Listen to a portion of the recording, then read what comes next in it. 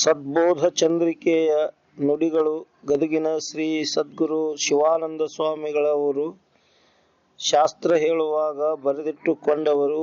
ರೋಣದ ಬಳಿ ಇರುವ ಬಾಸಲಾಪುರದ ಶ್ರೀ ಗೌಡಪ್ಪ ಗೌಡರು ಇವರ ಮಕ್ಕಳಿಂದ ಈ ನುಡಿಗಳನ್ನು ಸಂಗ್ರಹಿಸಿ ಪರಿಶೋಧಿಸಿ ಬರೆದವರು ಶ್ರೀ ಸದಾಶಿವ ಸ್ವಾಮಿಗಳವರು. ನೀತಿ ಕ್ರಿಯಾಚರ್ಯ ಸ್ಥಳ ಆರಂಭ. ನೋಡಿ ಬಲ್ಲವರು ಸುಖಬೋಧ ಭೋಗದ ಅಳಿಯಾಸೆ, ಅಂದರೆ ದೈವದ ಅನುಕೂಲವಿದ್ದರೆ ಭೋಗವನ್ನೇನೋ ಕಾಣಬಹುದು, ಆದರೆ ಮುಖ್ಯವಾಗಿ ಆತ್ಮವಿಚಾರವನ್ನು ಸಂಪಾದಿಸಿಕೊಳ್ಳಬೇಕು. ಇದೇ ಜಾಣ್ಮೆ. ಈಗ ಇಂದ್ರ ಮೊದಲಾದ ಮಹಾತ್ಮರು ಇದನ್ನು ಪಡೆಯಲಿಲ್ಲವಾದ್ದರಿಂದ ಎನಿತೊಂದು ಸಲಕರಣೆಗಳಿದ್ದರೂ ಅಸುರರಿಗೆ ಅಂಜಿ ಒಳಗೆ ಮೂತ್ರಿಸಿಕೊಂಡರು. ಸೂರ್ಯನು ಮಾತ್ರ ದೈವದ ಅನುಕೂಲವಿದ್ದುದರಿಂದ ಒಂದೇ ಗಾಲಿಯ ರಥ ಹೂಡುವ ಕುದುರೆ, ಏಳು ಬಿಗಿಯುವ ಮಿನಿ ಸರ್ಪ, ಅಂಗಹೀನ ಸಾರಥಿ ಅರುಣ, ಇಂತೂ ವಿಷಮ ಸಾಧನಗಳಿದ್ದರೂ ಮಹಾಬೈಲಿಯೊಳಗೆ ಬಹುದೂರ ದಾರಿ ತುಳಿಯುತ್ತಾ ರಾಕ್ಷಸರೊಡನೆ ಹೋರಾಡಿ ಜಯಿಸುತ್ತಾ ಹಗಲೊಂದರಲ್ಲಿ ಪಾರಾಗುವನು, ಮಹಾಜ್ಞಾನಿಯೂ ಆಗಿರುವನು. ಒಂದು ವೇಳೆ ಸಕಾಮ ಪುಣ್ಯ ಇಲ್ಲದಿದ್ದರೂ, ಅಂದರೆ ಊಟಕ್ಕೆ ಅನ್ನ ಲಭಿಸದಿದ್ದರೂ ನಿಷ್ಕಾಮ ಪುಣ್ಯ ಇದ್ದರೆ ಸಾಕು, ಆತ್ಮವಿಚಾರ ಆಗುವುದು. ಇದೇ ಪುಣ್ಯದ ಅನುಕೂಲ. ಧನ ವನಿತಾದಿ ಸಂಪತ್ತು ನಮಗಿಲ್ಲ, ಸುಖವೂ ಇಲ್ಲ ಅಂದ ಮೇಲೆ ಹಿಂದೆ ನಾವು ಸಕಾಮ ಪುಣ್ಯ ಮಾಡಿಲ್ಲವೆಂದು ಎದೆ ತಟ್ಟಿ ಹೇಳಬಹುದು. ಸೂರ್ಯ, ಚಂದ್ರ, ವೃಕ್ಷ, ಮಳೆ, ಹೊಳೆ, ಗೋ ಮೊದಲಾದವು ತಮಗಾಗಿ ಇಟ್ಟುಕೊಳ್ಳದೆ ಬೆಳಕು, ಹಣ್ಣು, ನೀರು, ಹಾಲು ಪರರಿಗೆ ಹಂಚಿದಂತೆ ನಾವು ಪರೋಪಕಾರಕ್ಕಾಗಿ ದುಡಿಯಬೇಕು, ಹಂಚಬೇಕು. ಅಣ್ಣರಿಗೆ ಸುಖ ಮಾಡಿ ಅವರ ದುಃಖವನ್ನು ನಿವಾರಿಸಬೇಕು. ನಮಗಾಗಿ ಮಾಡಿಕೊಳ್ಳುವುದು ಹೆಚ್ಚಿನದೇನಲ್ಲ. ಅನ್ನ, ಅರಿವೆ, ಬಂಗಾರ, ಧನಧಾನ್ಯ ಸಂಗ್ರಹಿಸಿಕೊಳ್ಳುವವರು ಮಹಾ ಕಳ್ಳರೆಂದು ಶ್ರುತಿ ಭಗವತಿಯು ಅಪ್ಪಣೆ ಕೊಡಿಸಿರುವುದು. ಆದ್ದರಿಂದ ಹೆಂಡರು ಮಕ್ಕಳಿಗಾಗಿ ಚಿಂತಿಸದೆ ಪರಹಿತಕ್ಕಾಗಿ ದುಡಿಯುವವರೇ ಮಹಾ ಶಿವಶರಣರ ಮಾಲಿಕೆಯಲ್ಲಿ ಬರುವರು. ಕೆಲವರದು ಕೃತಿ ನೆಟ್ಟಗಿರುವುದಿಲ್ಲ. ನುಡಿಯೇನೋ ಚೆನ್ನಾಗಿ ಆದರೂ ಪುಣ್ಯವಂತರು ಜ್ಞಾನಿಗಳು ಎಂದು ಹೇಳಿಸಿಕೊಳ್ಳುವುದು. ಅಜ್ಞ ಜನರಂತೂ ನಮ್ಮ ಪಾಪವೇ ಅದರಲ್ಲಿ ಹಾಗೆ ಮಾಡಿಸುತ್ತದೆ ಎಂದು ಅರಿಯುವರು. ಇದೇ ಶುದ್ಧ ತಪ್ಪು. ಅವರವರ ಆತ್ಮವಿಚಾರ ಅವರಿಗೆ ಗೊತ್ತಿರುವುದಿಲ್ಲ, ಅನ್ಯರಿಗೇನು ಪರಿಚಯ? ಇಂಥ ಅಧಮರು ಜ್ಞಾನಿಗಳ ಆಗಬಹುದೇ? ಇದರಲ್ಲಿ ಸಕಾಮ ನಿಷ್ಕಾಮ ಎರಡೂ ಇರುವುದಿಲ್ಲ. ಏನಾದರೊಂದು ಸತ್ಕಾರ್ಯದ ನೆಪ ಮಾಡಿ ಹಣ ಅಪಹರಿಸಿ ಧನಿಷ್ಠ ಆಗಬೇಕು. ಈ ಭೋಗವೇ ಪಾಪಮಯ ವೇಶ್ಯರ ಭೋಗದಂತೆ ಇದು. ಸಕಾಮದಿಂದಾಗಲಿ ನಿಷ್ಕಾಮದಿಂದಾಗಲಿ ಶ್ರುತಿ ಪಥವಿಡಿದು ನಡೆಯಬೇಕು. ಹೊರಗೂ ಒಳಗೂ ಪರಮಾತ್ಮನ ಧ್ಯಾನದಲ್ಲಿ ಇರಬೇಕು. ಚಿಂತೆಯನ್ನು ಎಂದೂ ಮಾಡಬಾರದು. ಭಕ್ತಿಯಿಂದ ವರ್ತಿಸಬೇಕು. ಪಾಪವನ್ನು ಎಳ್ಳೆಣಿತು ಮಾಡಬಾರದು. ಪರರಿಗೆ ಪೀಡೆಯನ್ನು ಕೊಡಬಾರದು. ಅನ್ಯರ ಮನಸ್ಸನ್ನು ಕೆಡಿಸಬಾರದು. ಬಡತನ, ಚಿಂತೆ, ದುಃಖಗಳು ಬರಬೇಕಾದರೆ ಹಿಂದಿನ ಪಾಪ ಕರ್ಮವೇ.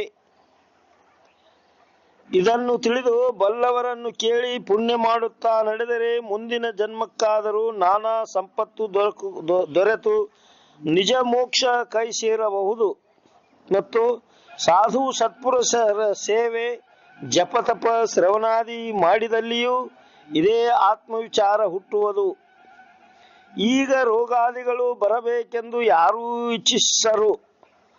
ದೇವರಿಗೆ ಬೇಡಿಕೊಂಡು ಕಾಯಿ ಕರ್ಪೂರ ಬೆಳಗರು, ಮುಡುಪು ಕಟ್ಟರು. ಆದರೂ ಆ ರೋಗಾದಿಗಳು ಬರುತ್ತವೆ. ಇದು ಹಿಂದಿನದು. ಬರುವ ಕಾಲಕ್ಕೆ ಬಂದೇ ತೀರುತ್ತವೆ.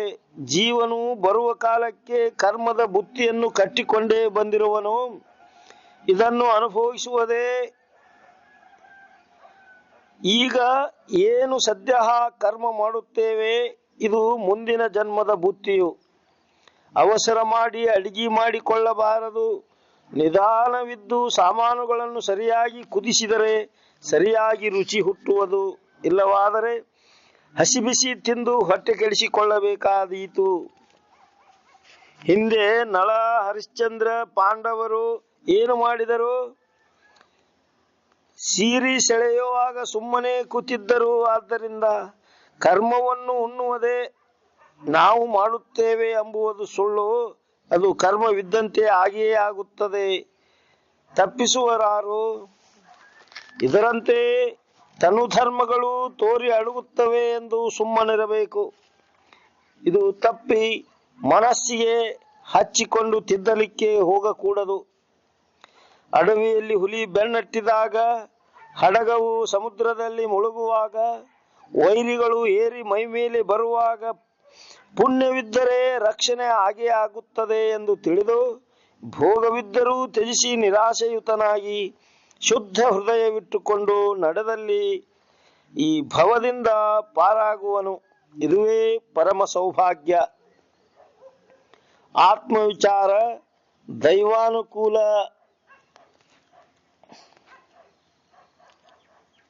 ಭಾಪುವಿಧಿ ನಿನಗೆ ಬಲ್ಲಿದವರು ಬೇರಾರುಂಟು.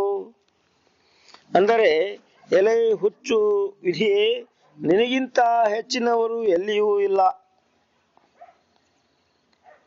ಕರ್ಮದಿಂದಾದ ಶರೀರ ಮೊದಲುಗೊಂಡು ಬಿಂದು ತತ್ವದವರೆಗಿರುವ ಜಡಾಜಡಗಳನ್ನು ಒಂದು ಕಟ್ಟಳೆಯಲ್ಲಿಟ್ಟಿರುವಿ. ನಿನ್ನ ಕಟ್ಟಳೆಯನ್ನು ಮೀರುವವರು ಹಲ್ಲನ್ನು ಮುರಿದು ಮೀಸೆಯ ಬೋಳಿಸಿ ಚಿಪ್ಪು ಬೇವಿನ ಸಪ್ಪು ಸರ ಮಾಡಿ ಕೊರಳಿಗೆ ಸಿಲುಕಿಸಿ ರೂಪಾಂತರ ಹೊಂದಿಸುವೆ. ಆತ್ಮನ ಸ್ವರೂಪ ಕಾಣದಂತೆ ಕಣ್ಣಲ್ಲಿ ಮೋಹವೆಂಬ ಮಣ್ಣನ್ನು ಎರಚಿರುವಿ. ಎಲ್ಲರೂ ಈ ಮಾಯಾ ಮುರುಕಕ್ಕೆ ಮನ ಸೋಲುವಂತೆ ಮಾಡಿರುವಿ. ಈ ಮಾಯೆಯ ವಿಸ್ತಾರದ ಆಟವನ್ನು ಬೇರೆ ಇದ್ದು ನೋಡದಂತೆ ಗೈದಿರುವಿ. ಸದಾಶಿವನು ಎರಡು ಕಾದ ಕಬ್ಬಣಗಳನ್ನು ಕೂಡಿಸಿದಂತೆ ಶಿವಜೀವರನ್ನು ಜೊತೆಗೂಡಿಸುವನು. ಅಂದರೆ ಭೇದವನ್ನು ಕೆಡಿಸಿ ಅಭೇದವನ್ನು ನೆಲೆಗೊಳಿಸುತ್ತಿರುವನು. ಅವನನ್ನೂ ಪಿಡಿದು ನೀನು ಗೋಳಾಡಿಸುವಿ. ಹರಿಹರ ಬ್ರಹ್ಮಾದಿಗಳು ತಮ್ಮ ತಮ್ಮ ಕರ್ಮಗಳನ್ನು ಔತ್ಸುಕ್ಯದಿಂದ ಗೈದರು. ದಾಕ್ಷಿಣ್ಯವಿಲ್ಲದೆ ಕಲಹವನ್ನು ಅವರಲ್ಲಿ ಬೆಳೆಸಿ ನಾ ಮಿಗಿಲು ನೀ ಮಿಗಿಲೆಂಬ ಹೆಮ್ಮೆಯಳು ಮುಳುಗಿಸಿ ನಗನಗುತ್ತಾ ನೋಡುತ್ತಿರುವಿ. ಆದ್ದರಿಂದಲೇ ನಿನಗೆ ಭಪ್ಪರೆ ವಿಧಿಯೇ ಎಂದಿರುವರು. ಯಾರದೋ ಮೈಯನ್ನು ಹುಳುಕು ಮಾಡಿದಿ, ಹಲವರದು ಕೊಳಕು ಗೈಸಿ ಇನ್ನೊಬ್ಬರದು ತಲೆ ಚೂಟಿದಿಸಿ ಅವನನ್ನು ಪಾಪ ಮಾಡಿದರೆ ಜೀವವನ್ನು ಪಾಪ ಮಾಡಿದರೆ ನರಕಕ್ಕೆ, ಪುಣ್ಯ ಮಾಡಿದರೆ ಸ್ವರ್ಗಕ್ಕೆ ಕಳಿಸುವಂತೆ ಮಾಡಿರುವಿ. 8 ಆನೆಗಳನ್ನು ಒಟ್ಟಿಗೆ ನಿಲ್ಲಿಸಿ ಬಂದೀಖಾನೆಗೆ ಹಾಕಿದಂತೆ ಎಸಗಿರುವಿ. ಸಪ್ತ ಸಮುದ್ರದವರೆಗೂ ರಾಜ್ಯ ಆಳುವಂಥ ಪಾಂಡವರನ್ನು ಮನೆ ಮನೆಗೆ ತಿರಿದು ತಿನ್ನುವಂತೆ ಮಾಡಿರುವಿ. ಶ್ರೀ ಶಂಭುಲಿಂಗನೇ, ತಾವಾದ ಈ ಜ್ಞಾನಿಗಳಿಗೆ ಪ್ರಾರಬ್ಧವನ್ನು ಹಚ್ಚಿ ಕಾಡುವಿ. ಅಂತೂ ಸೂರ್ಯನ ಬೆಳಕು, ಕಣ್ಣಿನ ಹೊಳಪು, ಮಾಯದ ಕಳಕು ಅಂದರೆ ಜಗತ್ತು ಮೂರೂ ಕೂಡಿ ಜೀವನ ಬುದ್ಧಿಯನ್ನು ಕೆಡಿಸಿ ತಿಳಿಯದಂತೆ ಮಾಡಿ ಪರಿಪರಿಯಿಂದ ಪರಿತಪಿಸಲಿಕ್ಕೆ ಹಚ್ಚಿರುವಿ. ನಮ್ಮನ್ನೇ ನಾವು ಗುರುತಿಸಿದಷ್ಟು ಮೌಢ್ಯಾದಿ ಕಾಳರಾತ್ರಿಯಲ್ಲಿ ನೂಕಿರುವಿ. ಭವದ ಭವನೆಯಿಂದ ಅಲಿಪ್ತರಿದ್ದರೂ ಕೊನೆಗೊಳ್ಳದ ಅಪಾರ ದುಃಖಕ್ಕೀಡು ಮಾಡಿರುವಿ. ಪ್ರಪಂಚದಲ್ಲಿ ನಾವು ಹರಿಶ್ಚಂದ್ರ, ನೀನೊಬ್ಬ ಹಲವಾರು ಪರಿ ಕಾಡುವ ವಿಶ್ವಾಮಿತ್ರ. ಕಾಲ ಕರ್ಮ ಮಾಯೆ ಎಂಬುವನು ಗೆಲ್ಲಬಹುದು. ಇಂಥ ವಿಧಿಗಳನ್ನು ಗೆಲ್ಲಲು ವಿಶಾಲಮತಿಗಳು ಶಿವಭಕ್ತಿಯುಕ್ತರಾಗಬೇಕು.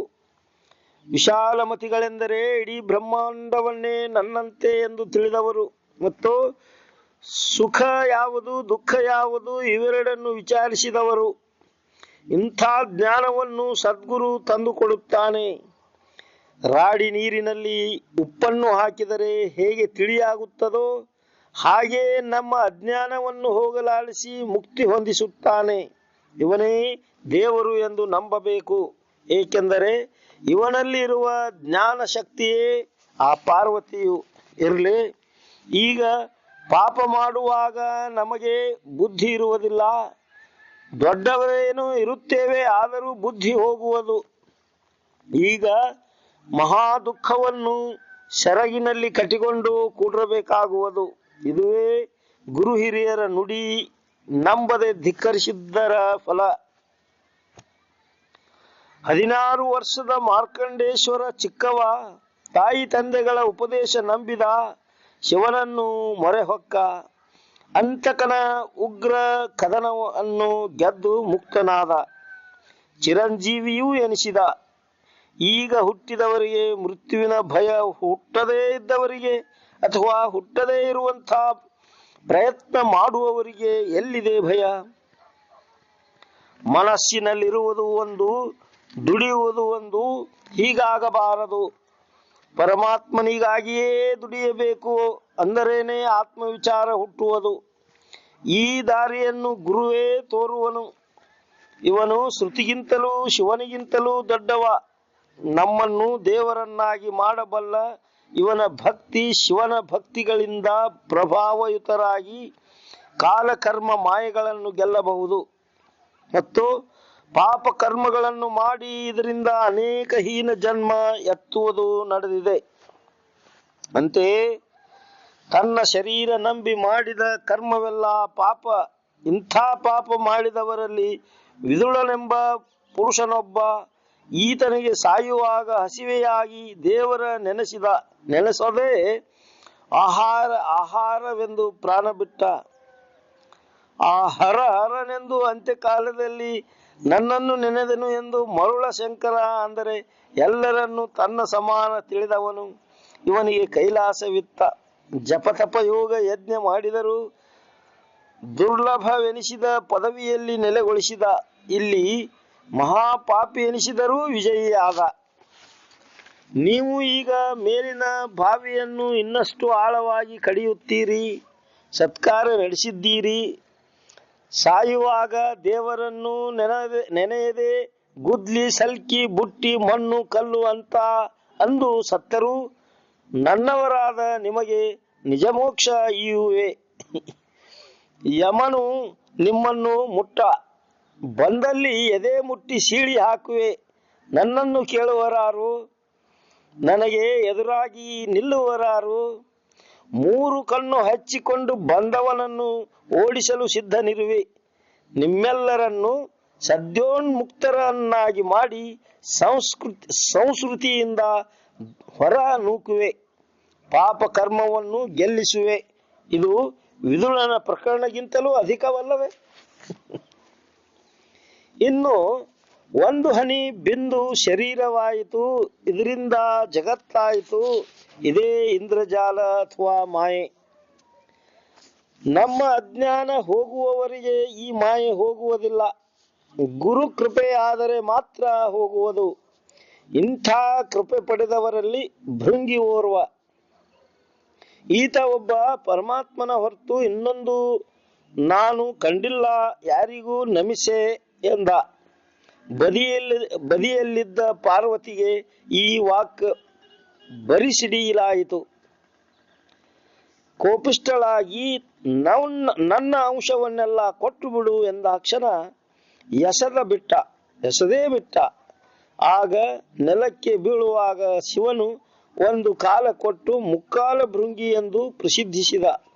ಇದೇ ಈಗ ರೈತರಲ್ಲಿ ಮ್ಯಾಟವೆನಿಸಿದೆ. ಆದ್ದರಿಂದ ಭಕ್ತಿಯುಕ್ತರಾಗಬೇಕು. ಭಕ್ತಿ ಎಂದರೆ ಗುರುವಿಗೆ ತನು ಮನ ಧನ ಅರ್ಪಿಸುವುದು. ಮೊದಲು ಅಲ್ಪ ಅಲ್ಪ ಭಕ್ತಿ ಮಾಡುತ್ತಾ ಶ್ರವಣಾದಿಗಳಿಂದ ಆತ್ಮವಿಚಾರ ಮಾಡಿಕೊಳ್ಳಬೇಕು. ನಮ್ಮ ವಿಚಾರ ಈಗ ಎಲ್ಲಿಗೆ ಬಂದಿತು? ಮೊದಲು ಯಾವ ಸ್ಥಾನದಲ್ಲಿ ಇದ್ದೆವು, ಯಾವ ವರ್ತನೆಗೆ ಬಂದಿರುವೆವು ಎಂದು ತಿಳಿಯತಕ್ಕದ್ದು. ಹಾಗೂ ಇವತ್ತು ಎಷ್ಟು ಪಾಪದ ಕೆಲಸ ಮಾಡಿದೆ, ಎಷ್ಟು ಪುಣ್ಯದ ಕೆಲಸ ಮಾಡಿದೆ ಎಂಬ ಜಮಾ ಖರ್ಚನ್ನು ಇಟ್ಟರೆ ಮಾಯೆಯನ್ನು ಗೆದೆಯಬಹುದು. ಸುಮ್ಮನೆ ದುಡ್ಡಿನ ಜಮಾ ಖರ್ಚನ್ನಿಟ್ಟು ಕೊರಗುವುದು ಏಕೆ, ಮರಗುವುದು ಏಕೆ? ತಾರೀಖ್ 9/6/1936. ದೇಶ ಕಾಲ ವಸ್ತುಗಳಿಂದ ಈಶನು ಒಲೆವನು. ಎಲ್ಲವನ್ನು ಬೆಳಗುವಂಥವನೇ ಈಶ್ವರನು. ಇವನು ದೇಶ ಕಾಲ ವಸ್ತುಗಳಿಂದ ದೊರಕುವನು. ಆಗ ಪಾಪ ಪುಣ್ಯಗಳೆಂಬ ಕರ್ಮದ ಪಾಶರೂಪ ಸರಪಳಿಯ ಕೊಂಡಿಯು ಮುರಿದು ನಿಜ ಮೋಕ್ಷ ಪಸರಿಸುವುದು. ಇದು ಹೇಗೆಂದರೆ, ಕಾಶಿಯು ಮೊದಲಿನಿಂದಲೂ ಮಹಾ ಋಷಿಗಳ ವಾಸಸ್ಥಾನವಾದ್ದರಿಂದ ಪುಣ್ಯಕ್ಷೇತ್ರವೆನಿಸಿದೆ. ಇಲ್ಲಿ ಒಬ್ಬ ಬ್ರಾಹ್ಮಣ ನೆಲೆಸಿದ್ದ. ಪಕ್ಕದ ಮನೆಯ ಸೆರೆ ತಯಾರಕನ ಸತಿಯೊಡನೆ ಅನೈತಿಕ ಸಂಬಂಧವನ್ನಿಟ್ಟುಕೊಂಡಿದ್ದ. ಒಮ್ಮೆ ಅವಳೊಡನೆ ರಮಿಸುವ ಸಮಯಕ್ಕೆ ಹೊರಗೆ ಹೋದ ಪತಿ ಬಂದ ಬಾಗಿಲ ಬಡೆದು ತೆರೆ ಹೇಳಿದ. ಬೆಚ್ಚಿ ಬಿದ್ದ ಅವಳು ವಿಟನನ್ನು ಸೆರೆಯ ಹರವಿಯಲ್ಲಿ ಕೂಡ್ರಿಸಿ ಬಾಯಿ ಮುಚ್ಚಿ ನಂತರ ಕದ ತೆಗೆದಳು. ಅವನು ಯಾವುದನ್ನೂ ವಿಚಾರಿಸದೆ ಒಳಗೆ ಬಂದವನೇ ಹರವಿಯನ್ನೆತ್ತಿ ಒಲೆಯ ಮೇಲಿಟ್ಟು ಉರಿ ಹಚ್ಚಿದ. ಅದರಲ್ಲಿದ್ದ ಬ್ರಾಹ್ಮಣ ಅಸುನೀಗಿದ. ಆಗಲೇ ಲಿಂಗವೂ ಆಗಿದ್ದ. ಸೆರೆ ತಯಾರಕನು ಸೆರೆ ತಯಾರ ಆಯಿತೋ ಇಲ್ಲವೋ ಎಂದು ನೋಡಲಿಕ್ಕೆ ಹರವೆಯ ಬಾಯ ತೆರೆದ. ಅಲ್ಲೇನಿದೆ? ಒಳಗೆ ಹಾರುವ ಲಿಂಗವಾಗಿದ್ದ. ಅಯ್ಯೋ, ಒಳಗೆ ಲಿಂಗವಿದೆ, ನನ್ನ ಪುಣ್ಯವೆಂದು ಭಾವಿಸಿ ಅಲ್ಲಿಯೇ ಸ್ಥಾಪಿಸಿ ಮೇಲೆ ಗುಡಿ ಕಟ್ಟಿಸಿದ. ಅದು ಇಂದಿಗೂ ಅಚ್ಚಳಿಯದೆ ಸುರಾಭಾಂಡ ಲಿಂಗವೆಂದು ಕಾಶಿಯಲ್ಲಿ ಹೆಸರು ಆಸೆಯಾಗಿದೆ. ತಾನು ಬ್ರಾಹ್ಮಣನಿದ್ದರೂ ಸ್ತ್ರೀಯು ಹೇಗಿದ್ದಾಳೆ ಎಂಬುದನ್ನು ಅರಿಯಲಿಲ್ಲ. ವಿಷಮಿಶ್ರಿತ ಹೋಳಿಗೆಯೇ ಇದು ಎಂಬುದನ್ನು ಅನುಭವಕ್ಕೆ ತರಲಿಲ್ಲ. ಇದು ಅಪವಿತ್ರವಾದ ಜೀನಸು ಸ್ವರ್ಗ ದ್ವಾರಕ್ಕೆ ಮುಳ್ಳು ಬಡಿದಿರುತ್ತದೆ ಎಂಬುದನ್ನು ಕಲ್ಪಿಸಲಿಲ್ಲ. ಕಾಮಾಂಧ ಕವಿಗಳು ಸುಮ್ಮನೆ ಸ್ತ್ರೀಯನ್ನು ವರ್ಣಿಸಿ ಮೋಹ ಬೆರೆಸಿದರೆ ಎಂಬುದನ್ನು ಕಂಡು ಹಿಡಿಯಲಿಲ್ಲ. ಏಕೆಂದರೆ ಎಲ್ಲಿಯವರೆಗೆ ಸ್ತ್ರೀಯು ದೃಷ್ಟಿಯಲ್ಲಿರುವಳೋ ಅಲ್ಲಿಯವರೆಗೆ ಅಮೃತಪ್ರಾಯರಾಗಿರುವಳು. ನೋಡುವುದನ್ನು ಬಿಟ್ಟರೆ ಏನೂ ಇಲ್ಲ. ದೃಷ್ಟಿಗೆ ತಮ್ಮ ಸ್ವರೂಪ ನೋಡಲು ಹಚ್ಚಿದರೆ ಎಲ್ಲವೂ ವಿಷಮಯವಾಗುತ್ತದೆ. ಕಣ್ವ ಋಷಿಯು ತನ್ನ ಸಾಕು ಮಗಳಾದ ಶಕುಂತಲೆಯನ್ನು ಗಂಡನ ಮನೆಗೆ ಕಳಿಸುವ ಆಜ್ಞೆ ಕಡು ಕಷ್ಟವಾಗಿ ಕಣ್ಣೀರಿನ ಧಾರೆ ಹರಿಸಿದ. ಹಿಂದಿನಿಂದ ಕಲಹವಾಗಿ ತಾನೇ ಹೊಡೆದು ಹೊರಗೆ ಹಾಕಿದ. ಅಂದ ಬಳಿಕ ನಮ್ಮಂಥವರ ಪಾಡೇನು? ಅಂತೆಯೇ ಬ್ರಾಹ್ಮಣ ಅರಿವಿಗೆ ಬರಲಿಲ್ಲ. ಎರಡನೇದಾಗಿ ಸ್ತ್ರೀಯು ಕೆಟ್ಟವಳಲ್ಲ. ಏಕೆಂದರೆ ಕೆಟ್ಟ ಜೀನಸನ್ನು ದೇವರು ಹುಟ್ಟಿಸಿಲ್ಲ. ಆ ಸ್ತ್ರೀಯನ್ನು ತಾಯಿಯಂತೆ ಅಕ್ಕ ತಂಗಿಯರಂತೆ ತಿಳಿಯದೆ ವಿಷಮ ಭಾವಕ್ಕೆ ಬಿದ್ದರೆ ಇವನೇ ಕೆಟ್ಟವನಲ್ಲದೆ ಸ್ತ್ರೀಯು ಕೆಟ್ಟವಳಲ್ಲ. ಆಕೆಯಲ್ಲಿ ಮೋಹವನ್ನುಂಟು ಮಾಡಿ ದಾರಿ ಬಿಡಿಸುವವನೇ ಈತ. ಆದ್ದರಿಂದ ಇದನ್ನೆಲ್ಲ ಅರಿತು ಸದ್ಗುರುಗಳನ್ನು ಹೊಂದಿ ಮೊದಲು ತನ್ನನ್ನು ವಿಚಾರಿಸುವುದೇ ಕರ್ತವ್ಯ. ಸುಕುಮಾರನು ಅಂತ್ಯಜಳನ್ನು ಕೂಡಿದ. ಆಕೆಗೆ ಒಂದು ಕನ್ಯೆಯಾಗಲು ಮುಂದೆ ಅದನ್ನೂ ಕೂಡಿದ. ಆಗ ಅವಳು, ನೀನು ತಂದೆ ಇದ್ದು ಹೀಗೆ ಮಾಡಬಹುದೇ ಅನ್ನಲು ನಾಚಿ ಓಡಿ ಹೋಗುವ ಹಾಗೆ ದಾರಿಯಲ್ಲಿ ಶಿವರಾತ್ರಿ ದಿನ ಶಿವಲಿಂಗದ ಪೂಜೆ ನಡೆದಿತ್ತು. ಅದನ್ನು ಆತುರದಿಂದ ನೋಡಿ ಮುಕ್ತನಾದ. ಇದು ಕಾಲಮಹಿಮೆ. ಶಬರನು ಬೇಟೆಯಾಡಲು ಹೋಗಿ ಗಿಡದಡಿಯಲ್ಲಿ ಸಾಯಲು ಮಲಗಿದ್ದ ಅವನ ಆ ನಾಯಿ ಮೈಗೆ ಆ ಸುಡುಗಾಡ ಬೂದಿ ಬಡಿದುಕೊಂಡು ಬಂದು ಅವನ ಹಣೆಯನ್ನು ತುಳಿಯಲು ಮರಣಕಾಲದಲ್ಲಿ ಭಸ್ಮ ಹಚ್ಚಿರುವೆನು ಎಂದು ಮುಕ್ತಿ ಆಯಿತು. ಇದು ವಸ್ತು ಮಹಿಮೆ. 10/6/1936. ಸಂಗತವಾಗಿ ಜೋಡಿಸಿ ಪೇಳಿದ ಉತ್ತರ. ಇಲ್ಲೇ ಸ್ವಂತ ನಿಜಗುಣರೇ ಶಂಕಾ ಸಮಾಧಾನಗಳನ್ನು ರಚಿಸಿ ಉಸಿರುತ್ತಿರುವರು. ದುರಿತದೊಳ ಅಧಿಕವಾವುದು ಅಂತ ಪ್ರಶ್ನೆ, ಅದಕ್ಕೆ ತಕ್ಕ ಉತ್ತರ ನಿಂದೆ. ನಿಂದೆ ಎಂದರೆ ಹಿಂದು ಮುಂದೆ ಆಡಿಕೊಳ್ಳೋಣ, ಹಿಂದೆ ಆಡಿಕೊಳ್ಳುವವ ಹಿಂದಿನದು ತಿಂಬುವವ ಸಮ ಎಂದು ಗಾದೆ ಇದೆ. ಇದನ್ನು ಎಂದೂ ಮಾಡಬಾರದು.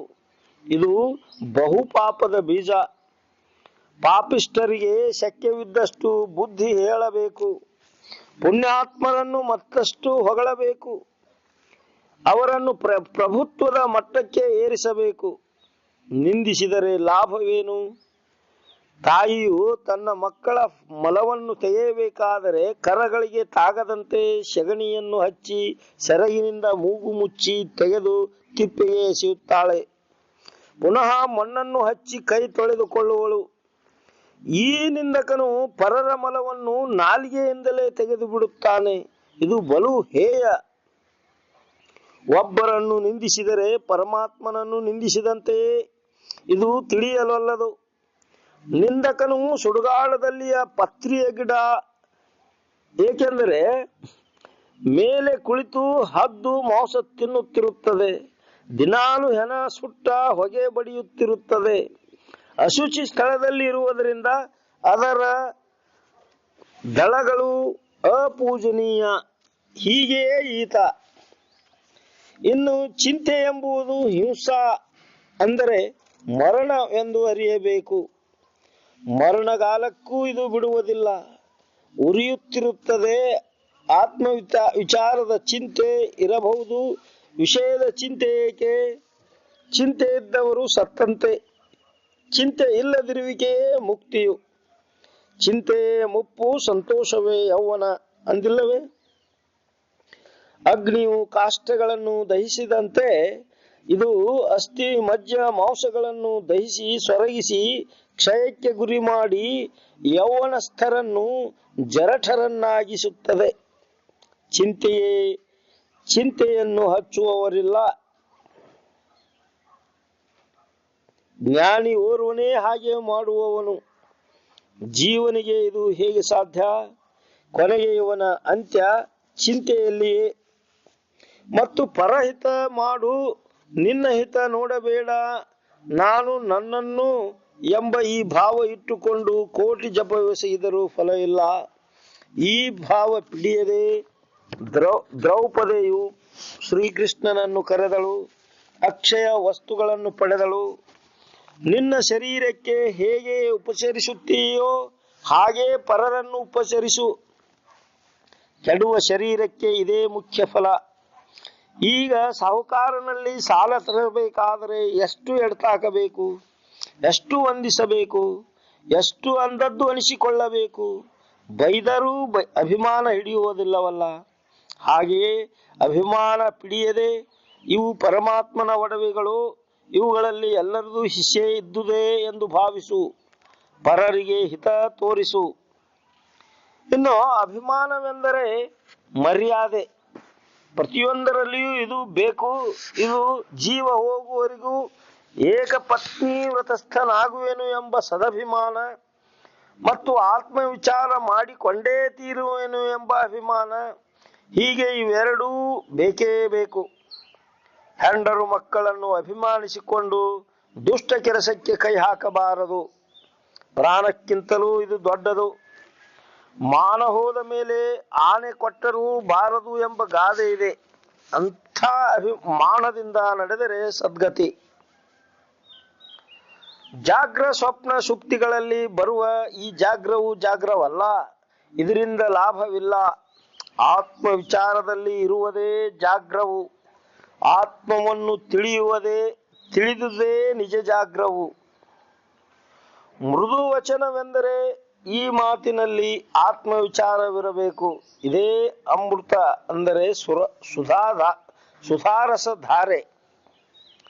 ತತ್ವಮಸಿ ಮಹಾವಾಕ್ಯವೇ ಮುಖ್ಯ. ಈ ಮೃದುವಚನ, ಲೌಕಿಕದ ಮೃದುವಚನಗಳೇ ಸರಿಯಲ್ಲ. ಜೀವ ಪರಮಾತ್ಮರ ಐಕ್ಯತ್ವವೇ ಅಮೃತವೆಂದು ನಂಬಿ ಮೊದಲು ಇದನ್ನು ಪಡೆಯಬೇಕು. ಗಳಿಕೆ ಎಂದರೆ ದುಡ್ಡಿನದಲ್ಲ, ಅಧ್ಯಾತ್ಮ ಗ್ರಂಥ ಓದುವುದು. ಬಲ್ಲವರಲ್ಲಿ ಕೇಳಿಕೊಳ್ಳುವುದು ಇದೇ ಗಳಿಕೆ. ಮತ್ತು ಆಭರಣವೆಂದರೆ ಬ್ರಹ್ಮವಿದ್ಯೆ. ಇದು ಜೀವನ ಬಗೆಯನ್ನು ಕೆಡಿಸಿ ಶಿವನನ್ನು ಮಾಡುವುದು. ಎಲ್ಲವೂ ನಾಶವಾದರೂ ಇದು ನಾಶವಾಗುವುದಿಲ್ಲ. ಮಿಥ್ಯಾ ಜಗತ್ತಿನಲ್ಲಿ ಇದನ್ನು ವ್ಯಯ ಮಾಡದಿದ್ದರೆ ಕಡಿಮೆಯಾಗುವುದು, ಖರ್ಚು ಮಾಡಿದರೆ ಹೆಚ್ಚಾಗುವುದು. ಆದ್ದರಿಂದ ನಿರಪೇಕ್ಷೆಯಿಂದ ಆತ್ಮವಿದ್ಯೆಯನ್ನು ಎರಡನೆಯವರಿಗೆ ತಿಳಿಸುತ್ತಿರಬೇಕು. ಮತಿಗೆ ಮಂಗಳವೀವುದಾವುದೆಂದರೆ ಉತ್ತಮರ ಸಂಘ. ಉತ್ತಮರು ಎಂದರೆ ತಾವು ಕಂಡುಕೊಂಡಂಥ ಆತ್ಮವಿಚಾರವನ್ನು ತಿಳಿಸಿ ಮುಕ್ತರನ್ನು ಮಾಡುವವರು. ಸುಮ್ಮನೆ ಗೃಹಸ್ಥರಾಗಲಿ ಸನ್ಯಾಸಿಗಳಾಗಲಿ ಈಶ್ವರ ಪದವನ್ನು ಧ್ಯಾನ ಮಾಡದೆ ನಾಲ್ಕು ಮಾತು ಕೇಳಿಕೊಂಡು ಹಿಂದು ಮುಂದು ತಿಳಿಯದೆ ಅನಾಚಾರದಿಂದ ನಡೆದರೆ ಇಹಪರ ಎರಡೂ ಇವರಿಗೆ ದೊರೆಯುವುದಿಲ್ಲ. ಈಶ್ವರ ಧ್ಯಾನ ಏಕೆ, ಜಪತಪಗಳು ಏಕೆ ಎಂದರೆ ಈ ಸಂಸಾರದಲ್ಲಿಯ ಪಾಪನಾಶಕ್ಕಾಗಿ, ಸ್ವರ್ಗದ ಬಾಗಿಲು ತೆಗೆಸುವುದಕ್ಕಾಗಿ ಬೇಕೇ ಬೇಕು. ಇದನ್ನು ಬಿಟ್ಟು ವಿಷಯಕ್ಕೆ ಬಿದ್ದು ಮನುಷ್ಯ ಜನ್ಮ ವ್ಯರ್ಥ ಮಾಡಿಕೊಳ್ಳುವರು. ಇವರೇ ತಾಯಿಯಿಂದ ಜನಿಸಿ ತಮ್ಮ ಯೌವನವೆಂಬ ವೃಕ್ಷಕ್ಕೆ ಕುಠಾರರಾಗಿರುವರು. ಅವರು ಉತ್ತಮರಲ್ಲ. ಇವರ ಸಂಘ ವರ್ಜಿಸಲೇಬೇಕು. ಮತ್ತು ಅತಿ ನಿಷ್ಠೆಯಿಂದ ಶಿವನಲ್ಲಿ ಇಡಬೇಕು. ಅತಿ ನಿಷ್ಠೆಯನ್ನು ಶಿವನಲ್ಲಿ ಇಡಬೇಕು. ಪರೋಪಕಾರ ಮಾಡಿಯೇ ತೀರುವೆನು ಎಂಬ ನಿಷ್ಠೆ ಬಲಿಸಬೇಕು. ಇಟ್ಟ ನಿಷ್ಠೆಯನ್ನು ಕಿತ್ತುಕೊಳ್ಳಬಾರದು. ಊಚ ನೀಚವೆಂಬುದು ಏನೂ ಇಲ್ಲ. ಎಲ್ಲದರಲ್ಲಿಯೂ ಭಗವಂತ ತುಂಬಿದ್ದಾನೆ. ಆತನ ಕೈಗಳಿಂದಲೇ ಜನಿಸಿದ ಜೀನಸುಗಳು ಇವು ಎಂದು ಭೇದ ಮಾಡದೆ ಅಭೇದದಲ್ಲಿರುವುದೇ ಅತಿ ನಿಷ್ಠೆಯು. ಇದಕ್ಕೆ ಗುರು ಶಂಭುಲಿಂಗನ ಒಲಿಮೆ. ತಾರೀಖ್ 13/6/1936. ಎಲ್ಲರೊಡನೆ ವೈರವಿಲ್ಲದೆ. ನಮಗೇನು ಚಂದವೆಂದರೆ ಎಲ್ಲರೊಡನೆ ವೈರತ್ವ ತ್ಯಜಿಸುವುದು. 84 ಲಕ್ಷ ಪ್ರಾಣಿಗಳಲ್ಲಿ ಪ್ರೇಮದಿಂದ ಇರುವುದು. ಹೊರಗೆ ಭೇದವಿದ್ದರೂ ಒಳಗೆ ಮಾತ್ರ ಅಭೇದವಿರಬೇಕು. ಎಲ್ಲ ವೈರಭಾವ ಹೋಗಬೇಕಾದರೆ ಗುರುಗಳ ಕೃಪೆ ಬೇಕು. ಇದು ಶ್ರುತಿ ಸಿದ್ಧ. ಎಲ್ಲರೊಡನೆ ವೈರವಿಲ್ಲದೆ ಇರುವುದು ಆಗುತ್ತದೋ? ಮನೆಯಲ್ಲಿ ಜಗಳವಿಲ್ಲವೆಂದರೆ ಓಣಿಯಲ್ಲಿಲ್ಲ. ಓಣಿಯಲ್ಲಿಲ್ಲ ಎಂದರೆ ಊರಲ್ಲಿಲ್ಲ. ಊರಲ್ಲಿಲ್ಲವೆಂದರೆ ದೇಶದಲ್ಲೇ ಇಲ್ಲ. ಹೀಗೆಯೇ ನಡೆಯುವುದು ಆಗುತ್ತದೆ. ಓ ಹೇಗೆ? ಹೀಗೆ ನಡೆದರೆ ಸರ್ಕಾರ ಸಹಿತ ಬೇಕಿಲ್ಲ. ಪೊಲೀಸ್ ಫೌಜದಾರರು ಮನೆಗೆ ಹೋಗಬಹುದು. ಈಗ ಎಲ್ಲಿಯಾದರೂ ಜಗಳ ಇದ್ದುದೇ, ಸರಿ ಸಮತ್ವ ಇರುವುದಿಲ್ಲ. ಅಂತೂ ಇಂತೂ ದ್ವೇಷವಿಲ್ಲದೆ ಬಾಳ್ವೆ ಇಲ್ಲ. ಹೀಗಿರಬಾರದು. ಎಲ್ಲೆಲ್ಲಿಯೂ ಸಮತ್ವವಿರಬೇಕು. ಒದ್ದರೂ ಹಿಗ್ಗು ಕುಗ್ಗು ಇರಬಾರದು. ಆತ್ಮವು ಎಲ್ಲದರಲ್ಲಿಯೂ ಸಮವಿದೆ. ಇನ್ನೊಬ್ಬರ ಗೊಡವಿ ಏಕೆ? ಜಗಳ ಮಾಡಲಿಕ್ಕೆ ಹುಟ್ಟಿರುವೆವೇ? ಶ್ರುತಿಯು ಭೇದ ಮತವನ್ನು ಎಲ್ಲಿಯಾದರೂ ಹೇಳಿದೆ? ಶಂಕರಾಚಾರ್ಯ ಮತದವರು ಅದ್ವೈತಿಗಳೆಂದು ಹೇಳಿಕೊಳ್ಳುತ್ತಾರೆ. ಶಂಕರರಂತೆ ಯಾವ ಬ್ರಾಹ್ಮಣರು ಸಮತ್ವದಿಂದ ನಡೆಯುವವರು ಭೇದವನ್ನೇ ಬಿಟ್ಟಿಲ್ಲ. ವೀರಶೈವರಲ್ಲಿಯೂ ಹೀಗೆ. ಬಸವಾದಿ ಪ್ರಮಥರು ಹೇಗೆ ನಡೆದರು? ಅವರ ತಿಳುವಳಿಕೆ ಯಾರಿಗೆ ಇದೆ? ದ್ವೈತವನ್ನು ಅವರು ಎಂದೂ ಹೇಳಲಿಲ್ಲ. ಅದ್ವೈತವನ್ನೇ ಶ್ರುತಿಗನುಸಾರ ಬೋಧಿಸಿದರು. ಅವರಂತೆ ನಡೆಯದೆ ಸಮತ್ವ ಗಳಿಸದೆ ವೈರತ್ವ ಹೋಗುವುದಿಲ್ಲ. ಬಯಲು ಸಮಾನ ಇರುವಂತೆ ಆತ್ಮನು ಸಮಾನ ಇರುವನು. ಈ ತಿಳುವಳಿಕೆಯಾದರೆ ಆತ್ಮಜ್ಞಾನವಾದಂತೆ. ಇದು ಮರವೆಯಾದಲ್ಲಿ ವೈಷಮ್ಯ. ಇದರಿಂದ ವೈರತ್ವದ ಜನನ, ಆಗ ಹೊಯ್ದಾಟ. ಮತ್ತು ತಲ್ಲಣಿಸದೆ ನೀತಿಯಲ್ಲಿರಬೇಕು. ನೀತಿ ಬಂದರೆ ಮತಿ ಶುದ್ಧ, ಇಲ್ಲವಾದರೆ ಮತಿ ಹಾನಿ. ಮತಿ ನೀತಿ ಹಾನಿಯಾದರೆ ಗತಿ ಹಾನಿ. ಇದು ದೇಹಾತ್ಮ ಬುದ್ಧಿಯವರಿಗೆ ರುಚಿಸುವುದಿಲ್ಲ. ಸಮತಾ ಬುದ್ಧಿಯವರಿಗೆ ಲಭ್ಯ.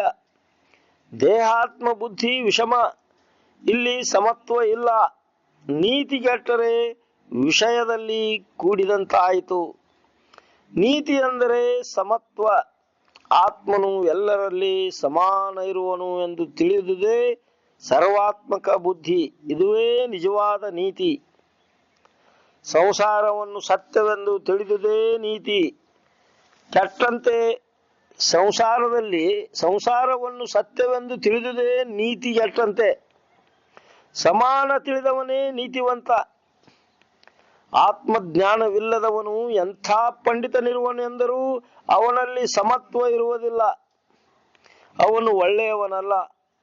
ದೇಶದಲ್ಲಿ ಒಬ್ಬನಕ್ಕಿಂತ ಒಬ್ಬ ಒಳ್ಳೆಯವನಿರಬಹುದು, ಒಬ್ಬನಿಗಿಂತ ಒಬ್ಬ ಕೆಟ್ಟನೂ ಇರಬಹುದು. ಆದರೂ ಆತ್ಮಜ್ಞಾನ ಮಾಡಿಕೊಂಡವನು ಬಹಳ ಒಳ್ಳೆಯವನು. ಸಮತ್ವ ಗುಣವೇ ಒಳ್ಳೆಯದು. ನಾನು ಏನು ಮಾಡಿಕೋಬೇಕು ಅನ್ನುವುದು, ಯಾವುದನ್ನು ಬಿಡಬೇಕು ಎಂಬುವುದು ತಿಳಿದವ ನೀತಿವಂತ. ಅಂದರೆ ಅವನಿಗೆ ನಡೆಯಲಿಕ್ಕೆ ಬಂದ ಹಾಗೆ. ಒಂದು ಕೆಟ್ಟರೆ ಎಲ್ಲವೂ ಕೆಡುತ್ತದೆ ಬಾಹ್ಯದಲ್ಲಿ. ಇದರಂತೆ ಅಂತರದಲ್ಲಿಯೂ ಒಂದು ಕೆಟ್ಟರೆ ಎಲ್ಲವೂ ಕೆಟ್ಟು ಹೋಗುತ್ತವೆ. ನೀತಿಯಿಂದ ನಡೆದರೆ ಎಲ್ಲವೂ ಸರಿ ಹೋಗುವುದು. ಈಗ ಹೊಲೆಯರವನು ಎತ್ತಿನ ತಲೆ ಬಡೆದು ಕೊಂದು ತಿನ್ನುತ್ತಾನ. ಆದ್ದರಿಂದ ಅವನನ್ನು ಊರ ಹೊರಗೆ ಇಟ್ಟರು, ಪಾಪಿ ಎಂದು ಹೆಸರಿಸಿದರು. ಆದರೆ ಮುಸಲ್ಮಾನ್ ಮುಂತಾದವರು ಆಕಳವನ್ನು ಕೊಂದು ತಿಂದರೂ ಅವರನ್ನು ಊರು ಬಿಡಿಸಿ ಹೊರಗೆ ಯಾರೂ ಇಡಲಿಲ್ಲವೆಂದು ಅವರು ಇದು ನಮ್ಮ ತಪಸ್ಸಿನ ಫಲವೆಂದು ತಿಳಿಯಬಾರದು. ಏಕೆಂದರೆ ಇದರಂತೆ ಮಾಡಿ ಹಿಂದೆ ರಾವಣ ಕೆಟ್ಟನು. ತಪದ ಫಲ ತೀರಿದ ನಂತರ ಐಶ್ವರ್ಯ ನಷ್ಟವಾಯಿತು. ಇದು ಮೊದಲು ತಿಳಿಯುವುದಿಲ್ಲ. ಜರ ತಿಳಿದರೆ ನೀತಿ ಬಂದಂತೆ. ತಪದಿಂದ ರಾಜನಿಂದ ನರಕವಲ್ಲವೇ? ಹರಿಶ್ಚಂದ್ರ, ಜನಕ, ನಿಜಗುಣ ಮೊದಲಾದ ಅರಸರು ವೇದ ಆಗಮಗಳನ್ನು ಓದಿ ತಿಳಿದು ನೀತಿಯಿಂದ ನಡೆದು ಗತಿ ಕಂಡರು. ಯಾರೇ ಆಗಲಿ ಬುದ್ಧ್ಯಾಪೂರ್ವಕ ನೀತಿ ತಪ್ಪಬಾರದು. ತಿಳಿಯದೆ ಮಾಡಿದ್ದು ದೊಡ್ಡ ಪಾಪವಲ್ಲ. ಇದಕ್ಕೆ ಒಂದು ಪಟ್ಟ ಪಾಪವೆಂದರೆ ತಿಳಿದು ಮಾಡಿದ್ದಕ್ಕೆ ದುಪ್ಪಟ್ಟು. ನೀತಿಯಿಂದ ನಡೆಯುವುದು ಕಠಿಣ, ನೀತಿಗೆಟ್ಟು ನಡೆಯುವುದು ಬಲು ಸುಲಭ. ನೀತಿಯಿಂದ ನಡೆಯುವ ಕಾಲಕ್ಕೆ ಕಷ್ಟ ಬಂದರೂ ತಪ್ಪಿ ನಡೆಯಬಾರದು, ನಿಷ್ಠೆಯನ್ನು ತೊರೆಯಬಾರದು. ಶ್ರುತಿ ಗುರುಗಳು ಹೇಳಿದುದನ್ನು ಪ್ರಾಣ ಹೋದರೂ ಮೀರಬಾರದು. ಇದೇ ನೀತಿ. ಎಲ್ಲಿ ನನ್ನ ನೀತಿ ಕೆಡುತ್ತದೋ ಎಂದು ಯಾರಿಗೆ ಯಾವಾಗಲೂ ಚಿಂತೆ ಇರುತ್ತದೋ ಅವರೇ ಭಯಾನ್ವಿತರಾಗಿ ಅನ್ಯಥಾ ಕಾರ್ಯ ಮಾಡುವುದಿಲ್ಲ. ಆತ್ಮಜ್ಞಾನ ಮಾಡಿಕೊಂಡು ಮುಕ್ತರಾಗುವರು. ಶ್ರುತಿ ಗುರುಗಳ ಆಶ್ರಯವು ಮಿಗಿಲಾದದ್ದು. ಏಕೆಂದರೆ ಸಮಭಾವದಿಂದ ಇರಲಿಕ್ಕೆ ಹಚ್ಚುವುದು. ತಮ್ಮ ಜೀವದ ಸುತ್ತು ಬಂದ ಕಾಲಕ್ಕೆ ತಲ್ಲಣಿಸಿ ಗಾಬರಿಯಾಗಿ ನೀತಿಗೆಡುವರು. ಕೆಟ್ಟ ಮೇಲೆ ಇಂದಿನಿಂದ ತಿಳಿದುಕೊಂಡರೆ ಏನು ಪ್ರಯೋಜನ? ಕೆಟ್ಟ ಮೇಲೆ ಹಿಂದಿನಿಂದ ತಿಳಿದುಕೊಂಡರೆ ಏನು ಪ್ರಯೋಜನ? ಯಾರೇ ಇರಲಿ, ವಿಷಯ ಲೋಲುಪ್ತರು ನೀತಿಗೆಡುವುದು ಬಹಳ. ಜೀವ ಸಹಿತ ಎಲ್ಲ ಮಿಥ್ಯೆ ಎಂದು ತಿಳಿದವರು ಏನೂ ಮಾಡಿದರೂ ಕೆಡುವುದಿಲ್ಲ. ವಿಷಯದ ಆಸೆ ಬಿಟ್ಟವನು ಎಲ್ಲ ಹಾಳಾಗಿ ಹೋಗಿ ತಿರಿದುಂಡರೂ ಕೊನೆಗೆ ಪ್ರಾಣ ಹೋದರೂ ನೀತಿಗೆಡುವುದಿಲ್ಲ. ಜೀವದಾಸೆ ಉಳ್ಳವರು ಮಾತ್ರ ಜೀವ ಸತ್ಯವೆಂದು ವಿಷಯ ಸುಖವೆಂದು ಭಾವಿಸಿ ಕೆಟ್ಟು ಹೋಗುವರು. ನೀತಿಯು ಉಣ್ಣುವುದರಲ್ಲಿ ದುಡಿಯುವುದರಲ್ಲಿಯೂ ಬೇಕು. ಹೆಜ್ಜೆ ಕಿತ್ತು ಹೆಜ್ಜೆ ಇಟ್ಟರೆ ಬೇಕು. ನೀತಿಗೆಟ್ಟು ಉಣ್ಣಬಾರದು. ನೀತಿಯಿಂದ ನಡೆಯಲಿಕ್ಕೆ ಹತ್ತಿದರೆ ಖಬರುಗೆಡಿಸಿ ಮತ್ಸರ ಗುಣ ಹುಟ್ಟಿಸಿ ಕೋಪಕ್ಕೆ ಈಡು ಮಾಡುತ್ತದೆ. ಆದ್ದರಿಂದ ನೀತಿ ಬರುವುದು ಕಠಿಣ. ಮೊನ್ನೆ ಜಕ್ಕಲಿಯಲ್ಲಿ ಅಣ್ಣಯ್ಯ ತಮ್ಮಯ್ಯರೆಂಬ ಸಹೋದರಿದ್ರು. ಅವರ ಮನೆಯ ಮುಂದೆ ಇಕ್ಕಟ್ಟಾದ ರಸ್ತೆ ಇತ್ತು. ಒಬ್ಬ ಕುಸ್ತಿಯ ಹುಡುಗ ತುಂಬಿದ ಕೊಡ ಜೋಡು ಕೊಡ ಹೊತ್ತು ಅತ್ತಿಂದ ಬಂದ. ಇತ್ತಿಂದ ಬರಿಗೊಡೆದ ಕುಸ್ತಿ ಹುಡುಗ ಎದುರಾದ, ದಾರಿಯನ್ನು ಬಿಡಲಿಲ್ಲ, ನ್ಯಾಯವಾಯಿತು. ಕೊಡ ಚೆಲ್ಲಿ ಇಬ್ಬರೂ ಬಡಿದಾಡಲಿಕ್ಕೆ ನಿಂತರು. ಒಳಗಿದ್ದ ಅಣ್ಣಯ್ಯನು, ಹೇ ತಮ್ಮಯ್ಯನೇ, ಜಾಗೆಯ ಕೊರತೆಗೆ ನ್ಯಾಯ ನಡೆದಿದೆ, ನಮ್ಮ ಮನೆ ಕೆಡವಿ ರಸ್ತೆ ಇಂಬು ಮಾಡೋಣವೆಂದು ಭದ್ರವಾದ ಮನೆಯನ್ನು ಕೆಡವಿ ಇಂಬು ಮಾಡಿದರು. ನೋಡಿದಿರಾ ಈ ನೀತಿಯನ್ನು? ಎರಡನೆಯವರ ನ್ಯಾಯವನ್ನು ಸಹಿತ ನೋಡುವುದಾಗಲಿಲ್ಲ. ಶ್ರುತಿ ಒಡಂಬಟ್ಟು ತಿಳಿದು ನಡೆಯಬೇಕು. ನೀತಿಯು ಮೋಕ್ಷವನ್ನೇ ತೋರಿಸುತ್ತದೆ. ಇದನ್ನು ತ್ಯಜಿಸಿ ವಿಷಯದಲ್ಲಿ ಸಿಲುಕಿದರೆ ಹೊಯ್ದಾಟ.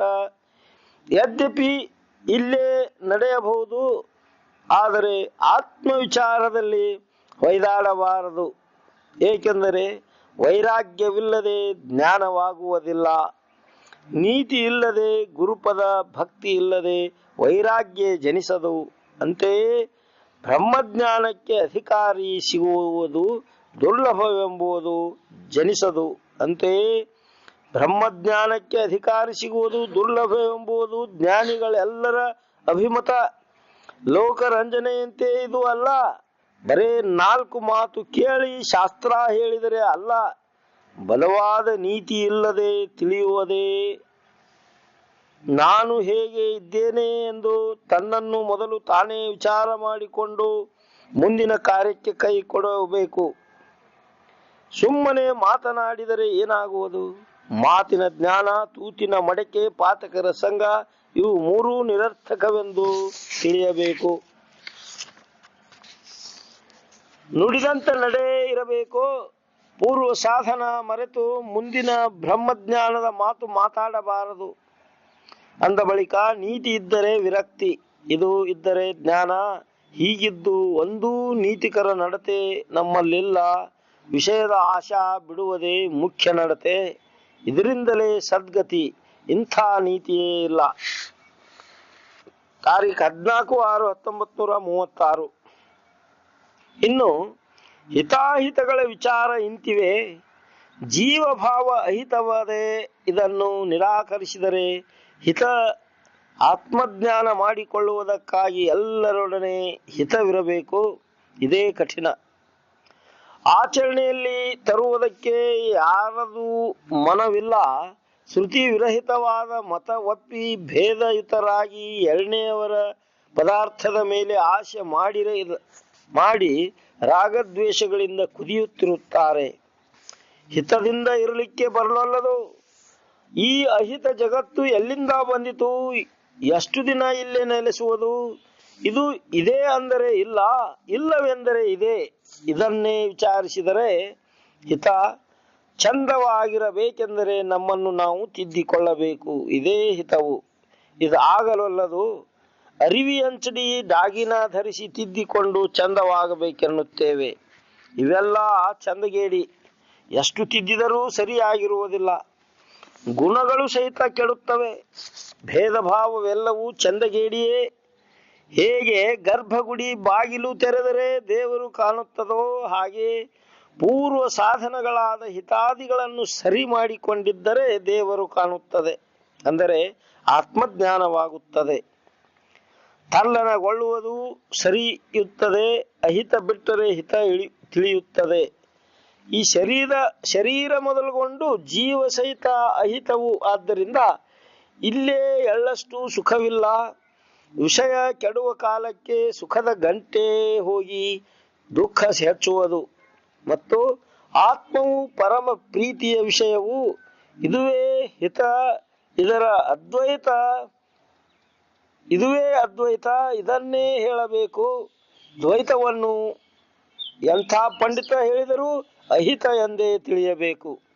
ಇದನ್ನು ವರ್ಜಿಸಲೂ ಬೇಕು.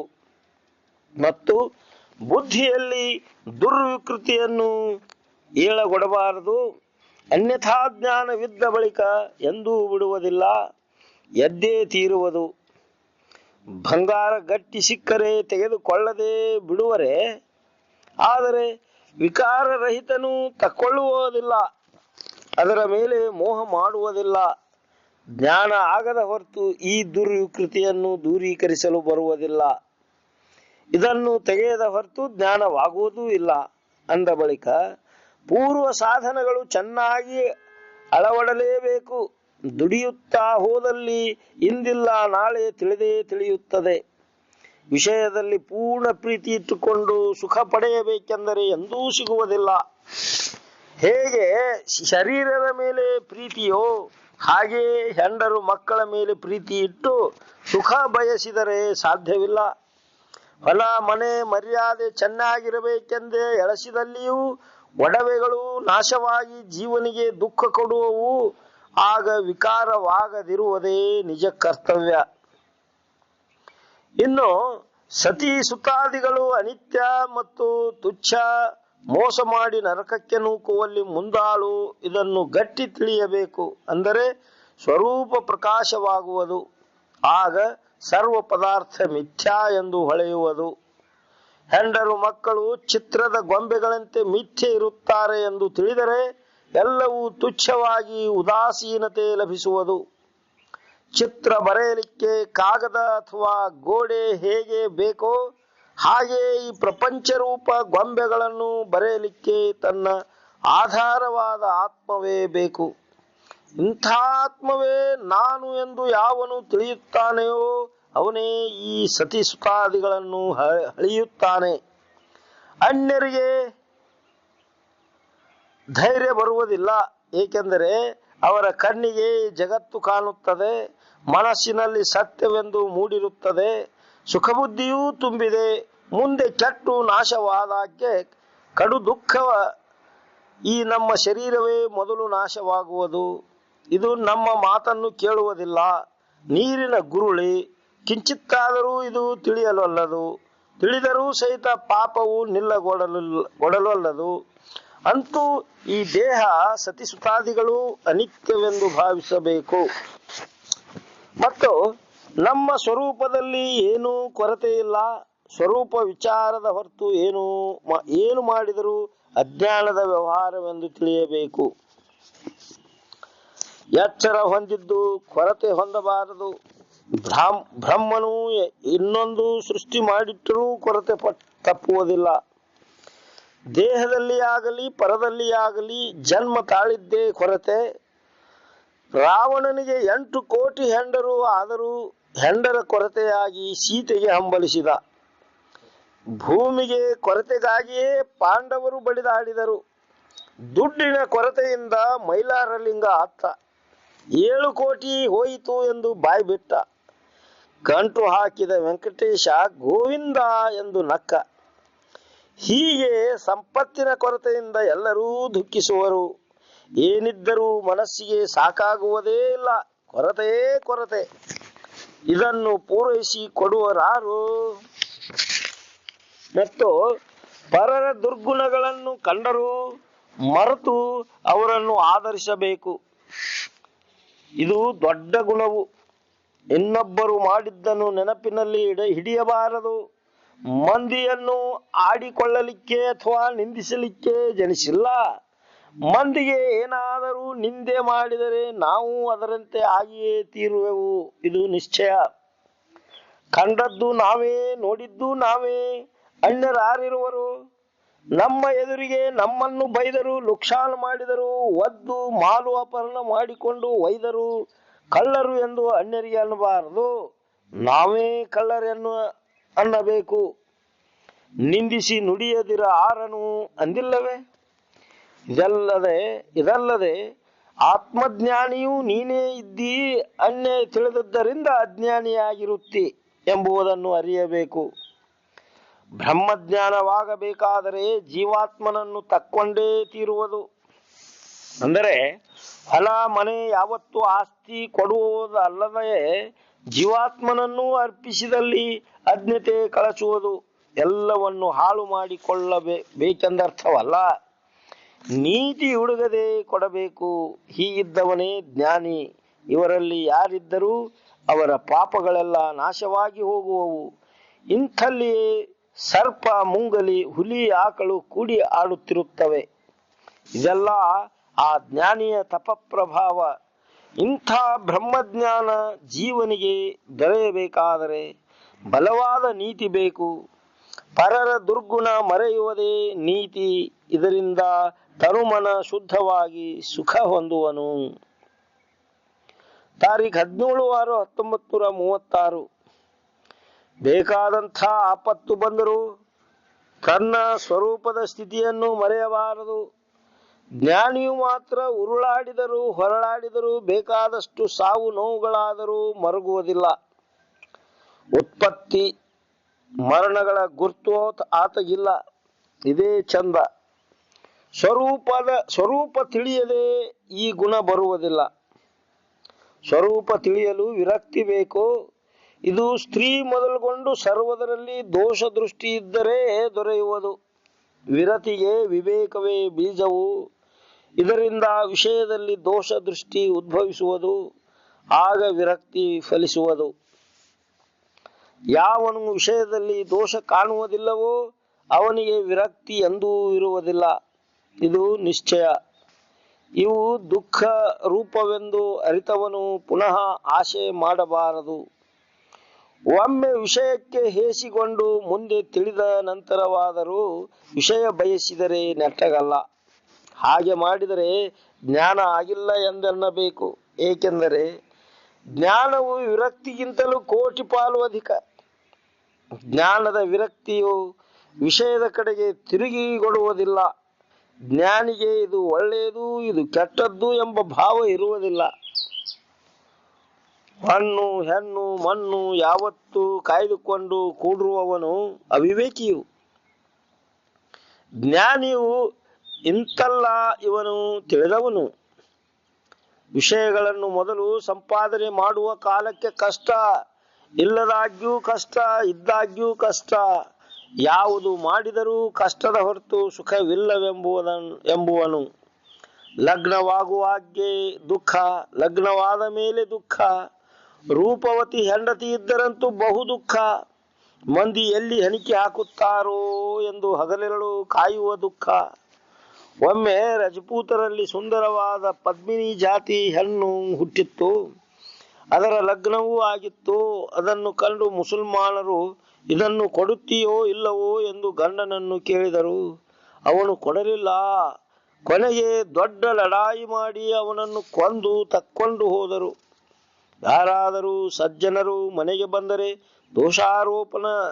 ಮಂದಿಯೇ ಕೂಡ ಮಾತನಾಡಿದರಂತೂ ಸಂಶಯವೇ ಸಂಶಯ. ತಾನು ಶಿವಪೂಜೆಗೆ ಕುಳಿತಾಗ್ಯೂ ತನ್ನ ಹೆಂಡತಿ ಯಾರದೋ ಕೂಡ ಮಾತನಾಡುತ್ತಾಳೆ ಎಂದು ಪೂಜೆಯ ಲಕ್ಷ್ಯ ಬಿಟ್ಟು ಅತ್ತ ಕಡೆಗೆ ಲಕ್ಷ್ಯ ಹಾಕುತ್ತಾನೆ. ಇದು ಪೂಜೆಗೆ ವಿಘ್ನವಾಯಿತೆಂದು ತಿಳಿಯುವುದಿಲ್ಲ. ಅಂಥಾಕೆಯು ಸತ್ತರಂತೂ ಅಧಿಕ ದುಃಖ. ಆದ್ದರಿಂದ ವಿಷಯವು ದೋಷಯುಕ್ತವು. ಅಜ್ಞರಲ್ಲಿ ಈ ದೋಷವು ದೃಢವಾಗಿ ನಿಲ್ಲುವುದಿಲ್ಲ. ಜ್ಞಾನಿಗೆ ಮಾತ್ರ ನಿಲ್ಲುವುದು. ಇವು ದುಃಖಕರವೆಂದು ಒಬ್ಬನು ಕೈಬಿಟ್ಟರು ಮನೆಯ ಹಿರಿಯರು, ಓಣಿಯವರು, ಬೀಗರು, ಪರವೂರವರು ಸಹಿತ ಛೀ ಮಾಡಿ ಯಾವುದಾದರೂ ಒಂದು ತಂದು ಗಂಟು ಹಾಕಿ ಗುದ್ದಿ ಕಟ್ಟಿ ನರಕದ ಕೊಂಡಕ್ಕೆ ಎಳೆಯುತ್ತಾರೆ. ಆದ್ದರಿಂದ ಎಂದು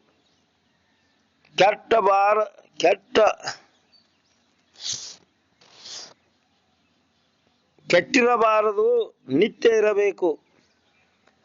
ಕಾಯಬಾರದು, ಸಾಯಬಾರದು, ಸವಿಯಬಾರದು, ಕಾಡಬಾರದು, ಕೂಡಿದ ಮೇಲೆ ಅಗಲಬಾರದು. ಬ್ರಹ್ಮಾದಿಗಳು ಹೌದೌದು ಅನ್ನಬೇಕು. ಇಂಥ ಬ್ರಹ್ಮಜ್ಞಾನವಾದರೆ ಅವರು ಎಂದೂ ಹೊರಳಿ ವಿಷಯ ನೋಡುವುದಿಲ್ಲ. ಪರೆದ ವಿಷಯದಲ್ಲಿ ಅವರಿಗೆ ಎಂದೆಂದಿಗೂ ಪ್ರೀತಿ ಹುಟ್ಟುವುದಿಲ್ಲ. ಇದುವೇ ಚಂದ. ಪೂರ್ಣ ವಿರಕ್ತನಿಗೆ ವಂದ್ಯಾಪುತ್ರನಂತೆ ಜಗತ್ತಾಗುವುದರಿಂದ ಏನನ್ನು ಬಯಸಬಹುದು. ತಾರೀಖ್ 18/6/1936. ದುರಿತವು ಎಲ್ಲೆನಿತಿದೆ ಅಂದರೂ ಬೆಂಕಿಯ ಕಿಡಿಯಂತೆ ಸುಡದೆ ಬಿಡುವುದೇ ಇಲ್ಲ. ಅಂದರೆ ನಿನ್ನನ್ನು ಕೆಡಿಸದೆ ಬಿಡುವುದೇ ಇಲ್ಲ. ಇಂಥ ಪಾಪದ ಮೂಲವನ್ನೇ ಕಳೆಯಬೇಕೆಂದರೆ ಜ್ಞಾನದ ಹೊರತು ಮತ್ತೊಂದಕ್ಕೆ ಹೋಗುವುದಿಲ್ಲ. ಮೂಲವನ್ನಳಿದರೆ ಚಿಗಿಯುವುದಿಲ್ಲ. ಬಾಕಿ ಅಳ್ಳಷ್ಟು ಉಳಿಯಬಾರದೆಂದರೆ ಜ್ಞಾನ ಬೇಕೇ ಬೇಕು. ಕೆರೆ ಬಾವಿ ಕಡಿಸಿದರು, ಅನ್ನ ಅರಿವೆ ಹಂಚಿದರು, ಜಪತಪ ಕ್ಷೇತ್ರ ಯಾತ್ರೆಗೈದರು, ಎಂಥ ಪುಣ್ಯ ಕಾರ್ಯವೆಸಗಿದರೂ ಪಾಪ ಉಳಿದೇ ಬಿಡುತ್ತದೆ. ಧ್ಯಾನ ಯೋಗ ಸದ್ವರ್ತನಗಳಿಂದ ನಡೆದರು, ಗುರು ಆಚಾರ್ಯ ಚರಂತಿ ಪಟ್ಟ ಭಟ್ಟರಾಗಿ ಜನಿಸಿದರೂ ಹೋಗುವುದಿಲ್ಲ. ಜ್ಞಾನವೇ ಬೇಕು, ಇದೇ ಅದನ್ನು ಧ್ವಂಸ ಮಾಡಬಲ್ಲದು. ಜಳಕ ಮಾಡುವುದು ಹೊಲಸು ತೊಳೆಯಲಿಕ್ಕೆ ಹೇಗೋ ಹಾಗೆ ದುಷ್ಕರ್ಮ ತೊಳೆಯಲಿಕ್ಕೆ ಸತ್ಕರ್ಮ. ಎಂಥ ಪ್ರಾಯಶ್ಚಿತ್ತಾದಿ ಕರ್ಮ ಮಾಡಿದರೂ ಸಂಪೂರ್ಣ ಪಾಪ ಹೋಗುವುದಿಲ್ಲ. ಏಕೆಂದರೆ ಅಹಂಕಾರವಿಲ್ಲದೆ ಈ ಕಾರ್ಯ ಆಗುವುದಿಲ್ಲ. ಅಹಂಕೃತಿ ಇದ್ದಲ್ಲೇ ದುಃಖ, ದುಃಖವಿದ್ದಲ್ಲೇ ಪಾಪ ಹುಟ್ಟುವ ದೀನಸು ಒಂದಾದರೂ ಉತ್ತಮ ಇರುವವೇನು? ಎಲ್ಲವೂ ಕೆಟ್ಟವೇ. ಈ ಕೆಟ್ಟ ಇರಬೇಕಾದರೆ ಪಾಪದಿಂದಲ್ಲವೇ? ಬಹಳ ಪುಣ್ಯ ಅಲ್ಪ ಪಾಪವಿದ್ದರೆ ಪುಣ್ಯಮಯ ಶರೀರವೆನ್ನುವರು.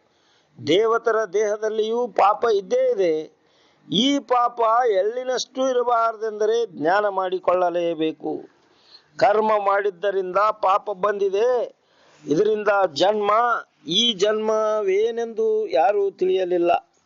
ಇದನ್ನು ತಿಳಿಯಲು ಷಡ್ವಿಧ ಲಿಂಗದ ವಿಚಾರ ಬೇಕು. ಗಿಡವು ಪುಷ್ಟಿ ಇದ್ದರೆ ಚಲೋ ಹಣ್ಣು ಆಗುತ್ತವೆ. ಅವು ಯಾವುವು ಅಂದರೆ ದುಃಖಾಪಸರ್ಪ, ಕಾಮಾಪ್ತಿ, ಕೃತಕೃತ್ಯತ್ವ, ಪ್ರಾಪ್ಯ ಪ್ರಾಪ್ತಿ. ಪೂರ್ವ ಭಾಗದಲ್ಲಿ ಇವುಗಳ ಪರಿಚಯವಾಗುವುದಿಲ್ಲ, ಭವ ತಪ್ಪುವುದಿಲ್ಲ. ಆದ್ದರಿಂದ ತಲ್ಲಣಗೊಳ್ಳದೆ ಜ್ಞಾನ ಮಾಡಿಕೊಂಡು ಪಾಪ ಕಳೆದುಕೊಳ್ಳಬೇಕು. ಇದೇ ಚಂದವು. ಜ್ಞಾನಿಗೆ ಪಾಪ ಪುಣ್ಯಗಳ ಭಾವ ಇರುವುದಿಲ್ಲ. ಜನನ ಮರಣಗಳಿಲ್ಲ, ಧರ್ಮ ಆಶ್ರಮ ವರ್ಣಗಳಿಲ್ಲ, ಕುಲ ಗೋತ್ರಗಳಲ್ಲಿ ಈತನು ಹಿಂದೆ ಹೋದದ್ದನ್ನು ನೆನೆಸುವುದಿಲ್ಲ. ಮುಂದೆ ಇಂತಹದು ಬೇಕು ಎಂದು ಆಶೆ ಮಾಡುವುದಿಲ್ಲ. ಈಗ ಇದ್ದುದರ ಮೇಲೆ ನನ್ನದು ಎಂಬ ಅಭಿಮಾನ ಹಿಡಿಯುವುದಿಲ್ಲ. ನಾವು ಮಾತ್ರ ದೊರೆತದ್ದರಲ್ಲಿ ಚಲೋ ಕೆಟ್ಟ ಹುಡುಕುತ್ತೇವೆ. ಹಿಂದೆ ಆಗಿ ಹೋದ ಪದಾರ್ಥಗಳನ್ನು ನೆನೆಸುವುದು, ಈಗ ಗಳಿಸುವುದು, ಮುಂದಿನದನ್ನು ಆಸೆ ಮಾಡುವುದು ಮಾಡಿಯೇ ಮಾಡುತ್ತೇವೆ. ಇದೇ ಜ್ಞಾನಿ ಅಜ್ಞಾನಿಗಳ ಗುರ್ತು ಎಂದು ಭಾವಿಸಬೇಕು. ಏನು ತನ್ನ ನಸೀಬದ ಪ್ರಕಾರ ದೊರೆಯುತ್ತದೋ ಅದರಲ್ಲಿಯೇ ಸಂತುಷ್ಟತೆ ದಳೆಯುವುದು ಜ್ಞಾನ. ಇದೇ ಪುಣ್ಯದಿರವು. ಯಾವಾಗಲೂ ನಾವು ಪಾಪಿ ಇದ್ದೇನೆ ಎಂದು ಭಾವದಲ್ಲಿ ಬರುತ್ತದೆ. ಮೂರು ಕಾಲವನ್ನೇ ಕಂಡಿಲ್ಲ, ಕಾಲಾತೀತನೇ ನಾನು. ಪಾಪಿ ಹೇಗೆ? ಯಾವುದು ಯಾವಾಗ್ಯ ಹುಟ್ಟಿದೆ? ಸುಳ್ಳೇ ಭ್ರಮೆ ಇದೆ. ಕಾರಣದಿಂದ ಕಾರ್ಯವೂ, ಕಾರ್ಯದಿಂದ ಕಾರಣವೂ ಇಲ್ಲವೇ ಇಲ್ಲ. ಹೀಗೆ ಅರಿತ ಮೇಲೆ ಏನೂ ಉಳಿಯದಂತೆ ದುರಿತದ ನಾಶವಾಗುವುದು. ತಾರೀಖ್ 19/6/1936. ಕರುಣಾದಿಗಳನ್ನು ಸಂಸಾರದಿಂದ ಸೆಳೆದುಕೊಳ್ಳಬೇಕು. ಏಕೆಂದರೆ ಇವು ಸಂಸಾರದಲ್ಲಿ ಮುಳುಗಿದ್ದರಿಂದ ದುಃಖವಾಗಿದೆ. ಹೊರಗೆ ವಿಷಯದ ಕಡೆಗೆ ಬಿಡದೆ ನಿಗ್ರಹಿಸಬೇಕು. ಜೀವನು ಇವುಗಳ ಜೊತೆಗಾರ. ಇವನಿಗೂ ದುಃಖ. ಇಂದ್ರಿಯಗಳು ಮನಸ್ಸಿಗೆ ಸಂಬಂಧವಾಗಿ ಬಾಧೆಗೊಳಿಸುತ್ತವೆ. ಇದರ ಪರಿಣಾಮ ಮನಸ್ಸಿಗೆ ಬಹಳವಾಗಿ ಅಲ್ಲಿದ್ದ ಈತಗೂ ದುಃಖದ ಸೆಕೆ ಬಡಿದುಕೊಳ್ಳುವುದು. ಕಣ್ಣು ಮೊದಲು ವಿಷಯಗಳನ್ನು ನೋಡುವುದು, ಅದೇ ಬ್ಯಾಟ ಮಾಡುವುದು. ಆಗ ಮನಸ್ಸು ಧಾವಿಸಿ ಹೊರಗೆ ಬಂದು ವಿಷಯವನ್ನು ಕೂಡಿಕೊಳ್ಳುವುದು. ಆಗ ದುಃಖ. ಈ ಮನಸ್ಸನ್ನು, ಕಣ್ಣನ್ನು ನಿಗ್ರಹಿಸಿ ಆ ಪರಮಾತ್ಮನನ್ನು ನೆನೆಯಲು ನೋಡಲು ಹಚ್ಚಿದರೆ ಜೀವನು ಪರಮನು ಒಂದಾಗಿ ನಿಲ್ಲುವರು. ಆಗ ಸುಖ. ಇದನ್ನು ನೂಕಿ ರೂಪಾದಿ ವಿಷಯದಲ್ಲಿ ಮನಸ್ಸಿದ್ದರೆ ಇದೇ ಜನ್ಮಕ್ಕೆ ಕಾರಣ. ನಾಮ ರೂಪಗಳು ಮನಸ್ಸಿನಲ್ಲಿ ಸೇರಿಕೊಂಡು ದುಃಖ ಕೊಡುವ ತಮ್ಮ ಕಾರ್ಯವನ್ನು ಮಾಡಿಕೊಂಡೇ ತೀರುತ್ತವೆ. ಬಾಹ್ಯೇಂದ್ರಿಯಗಳು, ಅಂತರಿಂದ್ರಿಯಗಳು ಬೆನ್ನು ಹತ್ತಿ ಜೀವನನ್ನು ಹೊರಗೆ ಎಳೆದು ತಂದು ಈ ಸಂಸಾರದ ಬಜಾರದಲ್ಲಿ ಕೆಡವಿ ಮೆರೆಯುತ್ತಿರುವವು.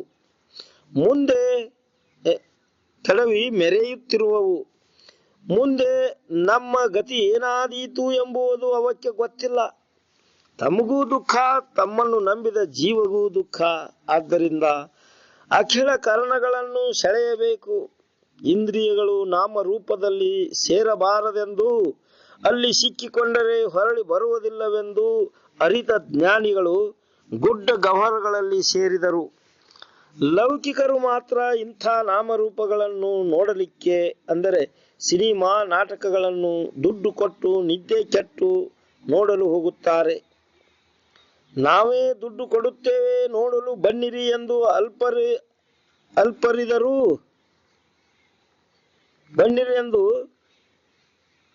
ಕರೆದರೂ ವಿಚಾರವಂತರು ಬರುವುದೇ ಇಲ್ಲ.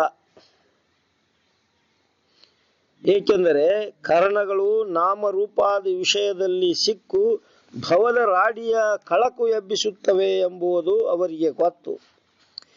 ಎಲ್ಲೆಡೆಗೂ ಇದ್ದ ಪರಮಾತ್ಮನು ನಮ್ಮಲ್ಲಿಯೂ ಇದ್ದು ಅವನನ್ನು ತಿಳಿಯದೆ ಜಗತ್ತಿನ ಜಾದು ಆಟಕ್ಕೆ ಮರಳುಗೊಂಡಿರುವವು ಎಂಬುದಾಗಿ ಗೊತ್ತು.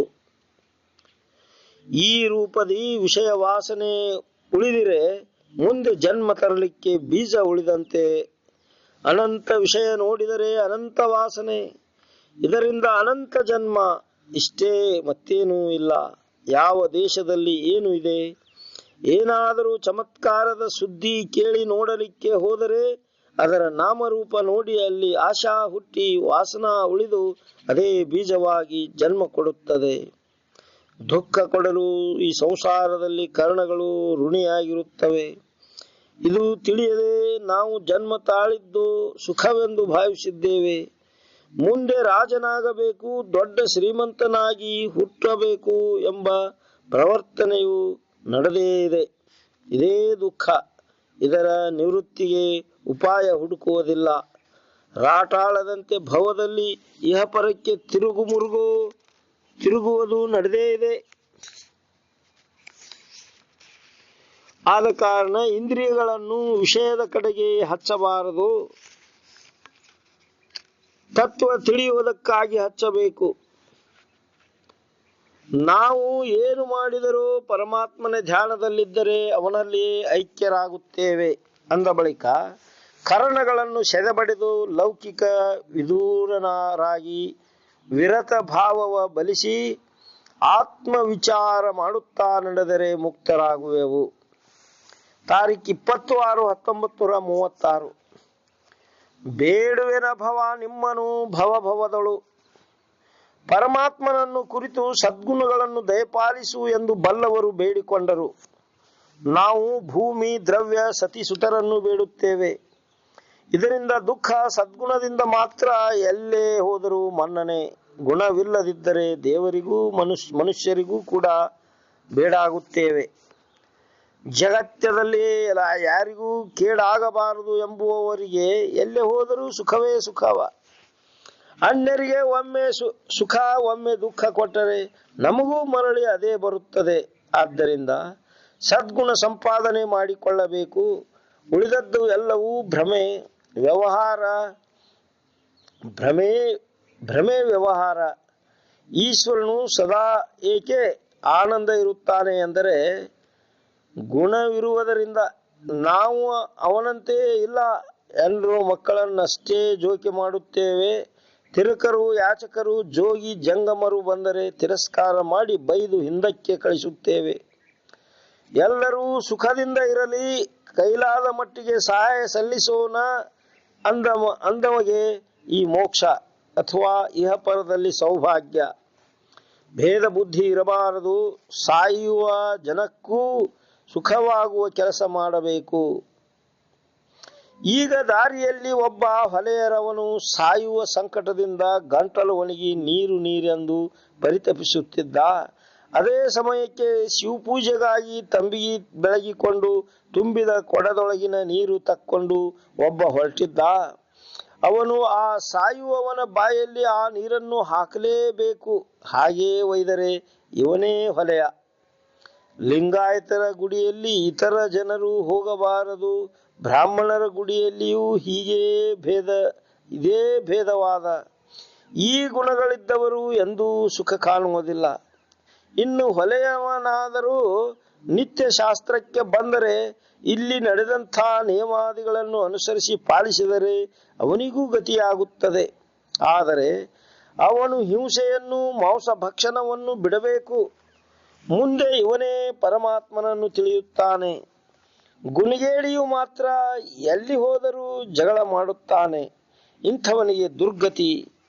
ಎಲ್ಲ ಆಸ್ತಿ ಹೋದರೂ ಗುಣ ಕಳ್ಕೊಳ್ಳಬಾರದು. ಸತ್ವಗುಣ ಎಲ್ಲಿದೆ ಅಲ್ಲಿ ಜ್ಞಾನ, ಅದು ಸಹಜ ತಾನೇ ಆಗುತ್ತದೆ. ಗುಣ ಕೆಡಿಸಿಕೊಂಡು ಒಣದಲ್ಲಿ ಗವಿಯಲ್ಲಿದ್ದರೇನು, ಸನ್ಯಾಸಿ ಆದರೇನು, ಫಲ ದೊರಕಬಹುದೇ? ಗುಣವಿದ್ದವನು ಊರಲ್ಲಿದ್ದರೇನು, ಹೊಲಿಗೇರಿಯಲ್ಲಿದ್ದರೇನು, ಆತ ಮುಕ್ತನೇ ಸೈ. ಒಬ್ಬ ಸತ್ಪುರುಷನಿಗೆ ಯಾರಾದರೂ ಕೆಟ್ಟ ಮಾಡಿದರೆ ಪರಮಾತ್ಮ ಸಹಿತ ಕ್ಷೋಭ, ಇಹಪರದವರೂ ಕ್ಷೋಭ. ಆದ್ದರಿಂದ ಇದೇ ಶರೀರದಲ್ಲಿ, ಇದೇ ಮೃತ್ಯುಲೋಕದಲ್ಲಿ, ಇಲ್ಲಿಯೇ ದೇವರು ಮೆಚ್ಚುವಂತೆ ನಡೆಯಬೇಕು. ಸತ್ತ ಮೇಲೆ ಏನಾಗುವುದು? ಯಮಲೋಕ ಮಾತ್ರ ಸಿಗುವುದು. ತನಗೆ ಶುದ್ಧ ರೀತಿಯಿಂದ ನಡೆಯಲಿಕ್ಕೆ ಬಂದರೆ ಮತ್ತೊಬ್ಬರಿಗೆ ಹೇಳಲಿಕ್ಕೆ ಬರುತ್ತದೆ. ಆದ್ದರಿಂದ ಅನ್ಯರಿಗೆ ಅಹಿತ ಎಂದೂ ಮಾಡಬಾರದು. ವ್ಯಷ್ಟಿ ಭಾವ ಅಂದರೆ ಹೆಂಡ್ರು ಮಕ್ಕಳಲ್ಲಿ ಇದ್ದದ್ದು ಅಲ್ಲಿಯೇ ದುಡಿದು ಅಲ್ಲಿಯೇ ತಿನ್ನುತ್ತಾ ವಿಚಾರವಿಲ್ಲದೆ ಇದ್ದರೆ ಫಲವಿಲ್ಲ. ಮತಾಭಿಮಾನ ತೊರೆದು ಸರ್ವ ಪ್ರಾಣಿಗೂ ಸುಖ ಬಯಸಬೇಕು. ಒಬ್ಬಳು ನನ್ನ ಗಂಡನಿಗೆ ಉಣಿಸಬೇಕು, ನಮ್ಮ ಮಕ್ಕಳೇ ಉಣ್ಣಬೇಕು ಅಂತಿದ್ದರೆ ಯಮಗೊಂಡ ಆಕೆಗೆ ತಪ್ಪದು. ಗುಣವಿದ್ದವರಿಗೆ 3 ಲೋಕದಲ್ಲಿ ಮಾನ್ಯತೆ ಇದೆ. ಗುಣವಿಲ್ಲದೆ ಎಷ್ಟು ದುಡ್ಡು ಗಳಿಸಿದರೇನು, ಎಷ್ಟು ದುಡಿದರೇನು, ಏನಾದರೇನು, ಮೋಕ್ಷವಿಲ್ಲ. ಸಮತಾ ಗುಣ ಮತ್ತು ಸಮಾಧಾನ ಗುಣವಿದ್ದರೆ ತಾನೇ ಶಿವನಾಗುವನು. ಗುಣಗಳನ್ನೇ ಕೊಡು ಎಂದು ಇದಕ್ಕೆ ಕೇಳಿದರು. ತಾರೀಖ್ 24/6/1936. ನಾವು ವಿಚಾರಹೀನರಾದುದರಿಂದ ದುಃಖ ರೂಪ ಪದಾರ್ಥಗಳನ್ನು ಬೇಡುತ್ತೇವೆ. ಹೀಗೆ ಬೇಡಿಕೊಳ್ಳಬಾರದು. ಏಕೆಂದರೆ ದುಡಿದ ಬಳಿಕ ದುಡಿಸಿಕೊಂಡ ಕೂಲಿ ಕೇಳಿದಂತಾಗುವುದು. ಅವರವರ ದುಡಿಮೆಯ ಪ್ರಕಾರ ಜೋಳ, ರೊಕ್ಕ ಇತ್ಯಾದಿ ಫಲ ದೊರೆಯಬಹುದು. ಯದ್ಯಪಿ ಇದು ಯೋಗ್ಯವಲ್ಲ. ಹಾಗೆಯೇ ಬಿಟ್ಟರೆ ಮಾತ್ರ ಋಣಿಯಾದ ಸಾಹುಕಾರನು ಹೊಲಮನೆಗಳನ್ನು ಹಚ್ಚಬಹುದು. ಇದರಂತೆ ಪರಮಾತ್ಮನು ದಾತ ಇದ್ದಾನೆ. ನಾವು ದುಡಿದು ಬೇಡಿದರೆ ತಕ್ಕ ಫಲ ನೀಡುತ್ತಾನೆ. ಆದರೆ ಇದನ್ನು ಉಣ್ಣುವುದಕ್ಕಾಗಿ ಹುಟ್ಟಬೇಕಾಗುವುದು. ಈ ಬೇಡುವಿಕೆಯು ದುಃಖವೋ ಸುಖವೋ ವಿಚಾರ ಮಾಡಿದ್ದರೆ ಫಲ ಬೇಡುತ್ತಿದ್ದಿಲ್ಲ. ನಾವು ಬೇಡುವುದಾದರೆ ಸದ್ಗುಣ ಬೇಡಿಕೊಳ್ಳಬೇಕು, ಅಂದರೆ ಜ್ಞಾನವಾಗುತ್ತದೆ. ಇದರಿಂದ ಅನಂತ ಜನ್ಮದಲ್ಲಿ ಮಾಡಿದ ಕರ್ಮ ನಾಶವಾಗಿ ಮುಕ್ತಿ ದೊರೆಯುವುದು. ಈಗ ಬಡತನ ಬೇನೆಗಳಿಲ್ಲದೆ ಬಾಳುತ್ತಿದ್ದರೂ ದುಃಖವಿದೆ. ಸಂಸಾರದಲ್ಲಿ ಸಹ ದುಃಖವೇ ದುಃಖ. ನಮಗೆ ತಿಳಿಯಲಿಕ್ಕೆ ಬರಲೊಲ್ಲದು. ಏಕೆಂದರೆ ಹಿಂದಿನ ಕೆಟ್ಟ ಸಂಚಿತ ಕರ್ಮ ಜೋರು ಇದೆ. ಆದರೂ ಪ್ರಯತ್ನ ಮಾಡಿ ಒಂದೊಂದು ಹೆಜ್ಜೆಯನ್ನಾದರೂ ಮುಂದಕ್ಕೆ ಇಡಬೇಕಲ್ಲದೆ ಹಿಂದಕ್ಕೆ ಸರಿಯಬಾರದು. ಸರಿದರೆ ತಿಳಿದಷ್ಟು ಸಹಿತ ವ್ಯರ್ಥವಾಗುತ್ತದೆ. ಇಲ್ಲೇ ನಿತ್ಯ ಶ್ರವಣದ ಬಲ ಬೇಕು. ಅಂದರೆ 100 ಜನ್ಮಕ್ಕಾದರೂ ಜ್ಞಾನವಾಗಿ ಮುಕ್ತರಾಗುತ್ತೇವೆ. ನಿನಗೆ ಬರತಕ್ಕ ಸುಖ ದುಃಖಗಳು ಒದಗಿಯೇ ತೀರುತ್ತವೆ, ತಪ್ಪುವುದಿಲ್ಲ. ತಪ್ಪದು ಬಾರದು ಬಪ್ಪದು. ಹಿಂದೆ ರಾವಣ, ರಾಮ, ಹರಿ, ಹರಾದಿಗಳಿಗೂ ಇದು ತಪ್ಪಲಿಲ್ಲ. ಹಿಂದಿನವರ ಚರಿತ್ರೆ ಓದಿದರೆ ಯಾವ ಕಾಲಕ್ಕೆ ಏನು ಆಗಬೇಕಾಗಿದೆಯೋ ಅದು ಆಗಿಯೇ ತೀರುತ್ತದೆ. ಬದಲಿಸಲಿಕ್ಕೆ ಯಾರೂ ಹೋಗಬಾರದು. ಹೋದರೆ ಜೋಳ 5 ಗೋಧಿ ಮಾಡುವ ಹುಚ್ಚಂತಾಗುತ್ತದೆ. ಹಿಂದೆ ಮಾಡಿದ ಪಾಪ ಪುಣ್ಯವೆಂಬ ಬುತ್ತಿ ಕಟ್ಟಿಕೊಂಡು ಬಂದು ಈ ವರ್ತಮಾನ ಜನ್ಮದಲ್ಲಿ ಉಣ್ಣುವುದು, ಈಗ ಮಾಡಿದ್ದನ್ನು ಮುಂದಿನ ಜನ್ಮದಲ್ಲಿ ಉಣ್ಣುವುದು ಇದು ತಪ್ಪಿದ್ದಲ್ಲ. ಅಂತೆಯೇ ಸದ್ಗುಣ ಬೇಡಿಕೊಂಡರು. ಸ್ಥೂಲ ಸೂಕ್ಷ್ಮ ದೇಹಗಳನ್ನು ಗುಣಗಳಿಂದ ಶುದ್ಧೀಕರಿಸಬೇಕು. ಜಳಕದಿಂದಲ್ಲ, ಶರೀರದಿಂದ ದುಡಿದು ಬೆವರು ಸುರಿಸಿ ಹಸದಿರುವೆನೆಂಬುವವರಿಗೆ ಅನ್ನ ಕೊಟ್ಟರೆ ಜಳಕವಾಯಿತು. ಈ ಗುಣವಿದ್ದರೆ ಎಂದೆಂದೂ ಜಳಕ ಮಾಡದಿದ್ದರೂ ಅಡ್ಡಿಯಿಲ್ಲ. ನಾಲಿಗೆಯಿಂದ ಸೊಕ್ಕಿನ ನುಡಿ ಆಡಿದ್ದು, ಕೈಯಿಂದ ಮಾಡಿದ್ದು, ಕಾಲಿನಿಂದ ಮಾಡಿದ್ದು, ಈ ಯಾವತ್ತನ್ನೂ ಆಯಾ ಇಂದ್ರಿಯಗಳಿಂದಲೇ ಕಳೆದುಕೊಳ್ಳಬೇಕು. ಕಿಂಕರತ್ವದಿಂದ ನಡೆದರೆ ಶಂಕರ ಪದತ್ವ ತಾನೇ ಕೈ ಸೇರುತ್ತದೆ. ಪಡಿ ಜೋಳ ಕೊಟ್ಟು ತನ್ನಗೆ ಅಪ್ಪನವರು ಅಣ್ಣಿರಿ ಎಂದು ಅನ್ನಿಸಿಕೊಳ್ಳಬಾರದು. ಶುದ್ಧವಾಗಿ ಮಾತಾಡಲಿಕ್ಕೆ ಬರುತ್ತದೆ ಎಂದು ವ್ಯಾಕರಣ ಕಲಿಯುತ್ತಾರೆ. ಶುದ್ಧವಾಗಿ ವ್ಯಾಕರಣ ಸೀರಿ ನಿಮ್ಮನ್ನು ಬೈದರೆ, ಅಂದರೆ ಬಣ್ಣಿರಪ್ಪ ಕತ್ತೆಯ ಮಕ್ಕಳೇ ಅಂದರೆ ಮನಸ್ಸು ಹಿಡಿಸುವುದು ಹೇಗೆ ನೋಯುತ್ತದೆ? ಆದ್ದರಿಂದ ಒಬ್ಬರ ಮನಸ್ಸು ನೋಯದಂತೆ ಮಾತಾಡುವುದೇ ವ್ಯಾಕರಣ. ಇದನ್ನೇ ಕಲಿಯಬೇಕು. ಸದ್ಗುಣದಿಂದ ನಡೆದು ಬಲ್ಲವರಿಂದ ಕೇಳಿ ತಿಳಿದು ಜ್ಞಾನ ಮಾಡಿಕೊಂಡು ಎಲ್ಲರಿಗೂ ಆನಂದ ಆಗುವಂತೆ ಮಾತಾಡಲಿಕ್ಕೆ ಬಂದರೆ ವ್ಯಾಕರಣ ಕಲಿತ ಹಾಗೆ ಆಯಿತು. ಇಂಥ ಗಂಭೀರ ಜ್ಞಾನವಾದರೆ ಗಂಭೀರ ಧೈರ್ಯ ಬರುತ್ತದೆ. ಎಂಥ ಸಂಕಟ ಬಂದರೂ ಧೈರ್ಯಗುಂದುವುದಿಲ್ಲ. ತಾನು ರಾಜನಿದ್ದರೂ ಹೊಲಿಗೇರಿಗೆ ನಮಸ್ಕಾರ ಮಾಡಬೇಕು. ಅಂದರೆ ಜ್ಞಾನವಾದಂತೆ. ಸಂಪತ್ತು ಬಂದ ಕಾಲದಲ್ಲಿ ವಿನಯ ಇರುವುದಿಲ್ಲ. ಜ್ಞಾನಿಯು ಎಲ್ಲರಲ್ಲಿ ಒಂದೇ ಆತ್ಮವಿದೆ ಎಂದು ಮಣಿಯುತ್ತಿರುವನು. ಜಾತಿ, ಪಂಥ, ವರ್ಣ, ಆಶ್ರಮ, ಕುಲ, ಗೋತ್ರ ಯಾವ ಅಭಿಮಾನವೂ ಜ್ಞಾನಿಯಲ್ಲಿಲ್ಲ. ಸಮವಿರುವುದೇ ಅವನ ಕಾರ್ಯ. ಈಶ ಜಗತ್ತು ಜೀವಿಗಳು ಅಭಿಮಾನದಿಂದಲೇ ತೋರುತ್ತವೆ. ಇದೇ ಜ್ಞಾನಿಯಲ್ಲಿಲ್ಲ. ಆದ್ದರಿಂದ ವಾಸನಾಕ್ಷಯ ಮನೋನಾಶವಾಗಬೇಕು. ಅಂದರೆ ಸದ್ಗುಣ ಬೇಡಲು ಬರುವುದು. ತಾರೀಖು 25/6/1936. ಮರವೆಯ ವಿಶಿಷ್ಟ ಅರುವನ್ನು ಬಿಟ್ಟು ಒಳ್ಳೆ ಸ್ವಚ್ಛ ಇರುವ ಅರುವು ಗೊತ್ತಾದರೆ ತನ್ನ ನಿಜದರಿವು ಗೊತ್ತಾದಂತೆ. ಆಗ ದುರ್ಗುಣ ಹೋಗಿ ಸದ್ಗುಣ ಒದಗುತ್ತವೆ. ಇದೆಲ್ಲ ನನ್ನ ಸತ್ತೆಯಿಂದ ಇದೆ ಎಂಬುದು ಭಾನಕ್ಕೆ ಬರುವುದು. ಅರುವಿಗೆ ಅನ್ಯ ತಿಳಿದದ್ದೇ ಅಜ್ಞಾನ. ಇದೇ ದುರ್ಗುಣ. ಇದನ್ನು ಮುರಿಯಬೇಕು. ನಂತರ ವರಗುಣವೆಂದರೆ ಉದಾರತ್ವ. ಇದರ ವಿರೋಧಿಯೇ ಲೋಭತ್ವ. ಇದೇ ಎಲ್ಲ ದುರ್ಗುಣಗಳ ತವರು ಮನೆ.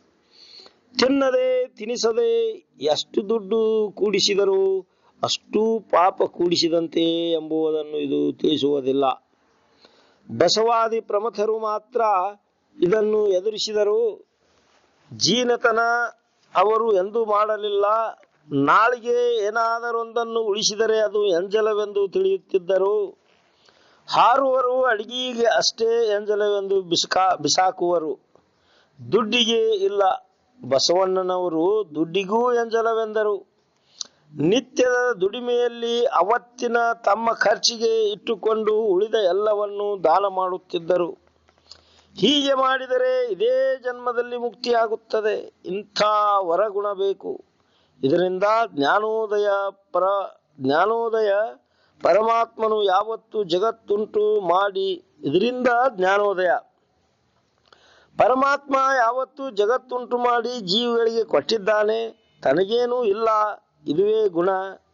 ತಾನು ಗಳಿಸಿ ಮಕ್ಕಳಿಗೆ ಇಡುವುದರಿಂದ ಪಾಪಕ್ಕೆ ಗುರಿಯಾಗುತ್ತಾನೆ. ಏಕೆಂದರೆ ಮಕ್ಕಳು ಕೆಟ್ಟ ಕೆಲಸ ಮಾಡಿದರೆ ಅದಕ್ಕೆ ತಾನು ಭಾಗಿಯಾಗಿ ದುರ್ಗತಿ ಹೊಂದಬೇಕಲ್ಲವೇ? ದ್ರವ್ಯವೂ ಇತ್ತ ಪರರ ಪಾಲಾಗಿ ಹಾಳಾಗಿ ಹೋಗುತ್ತದೆ. ಆದ್ದರಿಂದ ಲೋಭದಿಂದ ಸರ್ವರು ನರಕಕ್ಕೆ ಪಾತ್ರರಾಗುವರು. ನಮ್ಮ ನಡತೆಗೂ ಬಸವಾದಿಗಳ ನಡತೆಗೂ ತೂಗಿದರೆ ಅಜಗಜಾಂತರವಿದೆ. ಇದರಂತೆ ನಡೆದರೆ ಮಾತ್ರ ಈಗಿಂದೀಗಳೇ ಮುಕ್ತಿ. ಕೆಲವರು ಬಹಳ ಗಳಿಸಿ ಬಡ್ಡಿಯಿಂದ ಆದಷ್ಟು ದಾನ ಮಾಡುತ್ತಾರೆ. ಕೆಲವರು ತಮ್ಮ ವ್ಯಾಪಾರದಲ್ಲಿ ಫಾಯ್ದೆ ಆದರೆ ವರ್ಷಕ್ಕೊಮ್ಮೆ ಗಣಗಳಿಗೆ ಊಟ ಕೊಡುತ್ತಾರೆ. ಪಾಪ ಹೋಯಿತು ಎಂದು ತಿಳಿಯುವರು. ಊಟ ಕೊಡುವುದು ಇವರಿಗೆ ತಿಳಿಯುವುದಿಲ್ಲ. ವಿಚಾರದಿಂದ ಸ್ವತಃ ದುಡಿದು ತತ್ವಬಲ್ಲ ಶಿವಯೋಗಿಗೆ ಅರ್ಧ ರೊಟ್ಟಿ ಕೊಟ್ಟರೆ ಸಾಕು, ದೊಡ್ಡ ಫಲ. ಇದರ ಸಮಾನ 10,000 ರೂಪಾಯಿ ಖರ್ಚು ಮಾಡಿ ಶಿವಾಲಯ ನಿರ್ಮಿಸಿದರೂ ಅಲ್ಲ. ತನ್ನ ಶರೀರ ದಂಡನೆಯನ್ನು ಮಾಡಿ ಪರರಿಗೆ ಕೊಟ್ಟರೆ ತನುಮನಧನ ಗುರುವಿಗೆ ಒಪ್ಪಿಸಿದ ಹಾಗಾಯಿತು. ಇಂಥವನಲ್ಲಿ ಸದ್ಗುಣಗಳು ಹುಡುಕುತ್ತಾ ತಾವೇ ಬರುತ್ತವೆ, ಇದು ನಿಶ್ಚಯ. ಇನ್ನು ಪಾಪದ ಅಂಜಿಕೆ ಎಲ್ಲರಿಗೂ ಇದೆ. ಇದರ ನಿವೃತ್ತಿಗಾಗಿ ಸತ್ಕಾರ್ಯ ಮಾಡಬೇಕು. ಹಸಿದು ಬಂದವರಿಗೆ ಅನ್ನ ನೀಡಬೇಕು. ಇದಕ್ಕಾಗಿ ಹೊಲಮನೆ ಮಾರಿದರೂ ಅಡ್ಡಿ ಇಲ್ಲ, ತಿರಿದು ತಂದು ಕೊಟ್ಟರೂ ಯೋಗ್ಯ. ಹೀಗೆ ಮಾಡಿದಲ್ಲಿ ಜ್ಞಾನ ಕೈಗೂಡುವುದು, ಮುಂದೆ ಹುಟ್ಟುವುದಿಲ್ಲ, ಯಮನ ಕೈಗೆ ಸಿಗುವುದಿಲ್ಲ. ಅಹಂಕಾರ ಮಮಕಾರಗಳು ನಿಲ್ಲಲಿಕ್ಕೆ ಸ್ಥಾನ ಸಿಗದೆ ಓಡುವವು. ಮೋಕ್ಷ ಕೊಡತಕ್ಕ ಗುಣಗಳನ್ನು ದೇಹ ಇರುವವರಿಗೆ ಹಠದಿಂದ ಗಳಿಸಿಕೊಳ್ಳಬೇಕು. ಅಂಥ ವ್ರತ ಬಿಡಬಾರದು. ಗುಣ ಸಿದ್ಧಿಸಿದರೆ ಸದ್ಗುರು, ಆ ಸದ್ಗುರು ಹೇಳುವ ವೇದ ಆಗಮ ಶಾಸ್ತ್ರಗಳು ಸಹಜ ತಿಳಿಯುವವು, ಜ್ಞಾನವೂ ಲಭಿಸುವುದು. ಇಂಥ ಜ್ಞಾನಿಯು ಸ್ವಾರ್ಥಕ್ಕಾಗಿ ಕೊಡು ಎಂದು ಯಾರನ್ನೂ ಕೇಳುವುದಿಲ್ಲ, ದೇಹಿ ಎಂದು ಯಾರಿಗೂ ಕೈ ಚಾಚುವುದಿಲ್ಲ. ದೇಹಿ ಎಂದವರಿಗೆ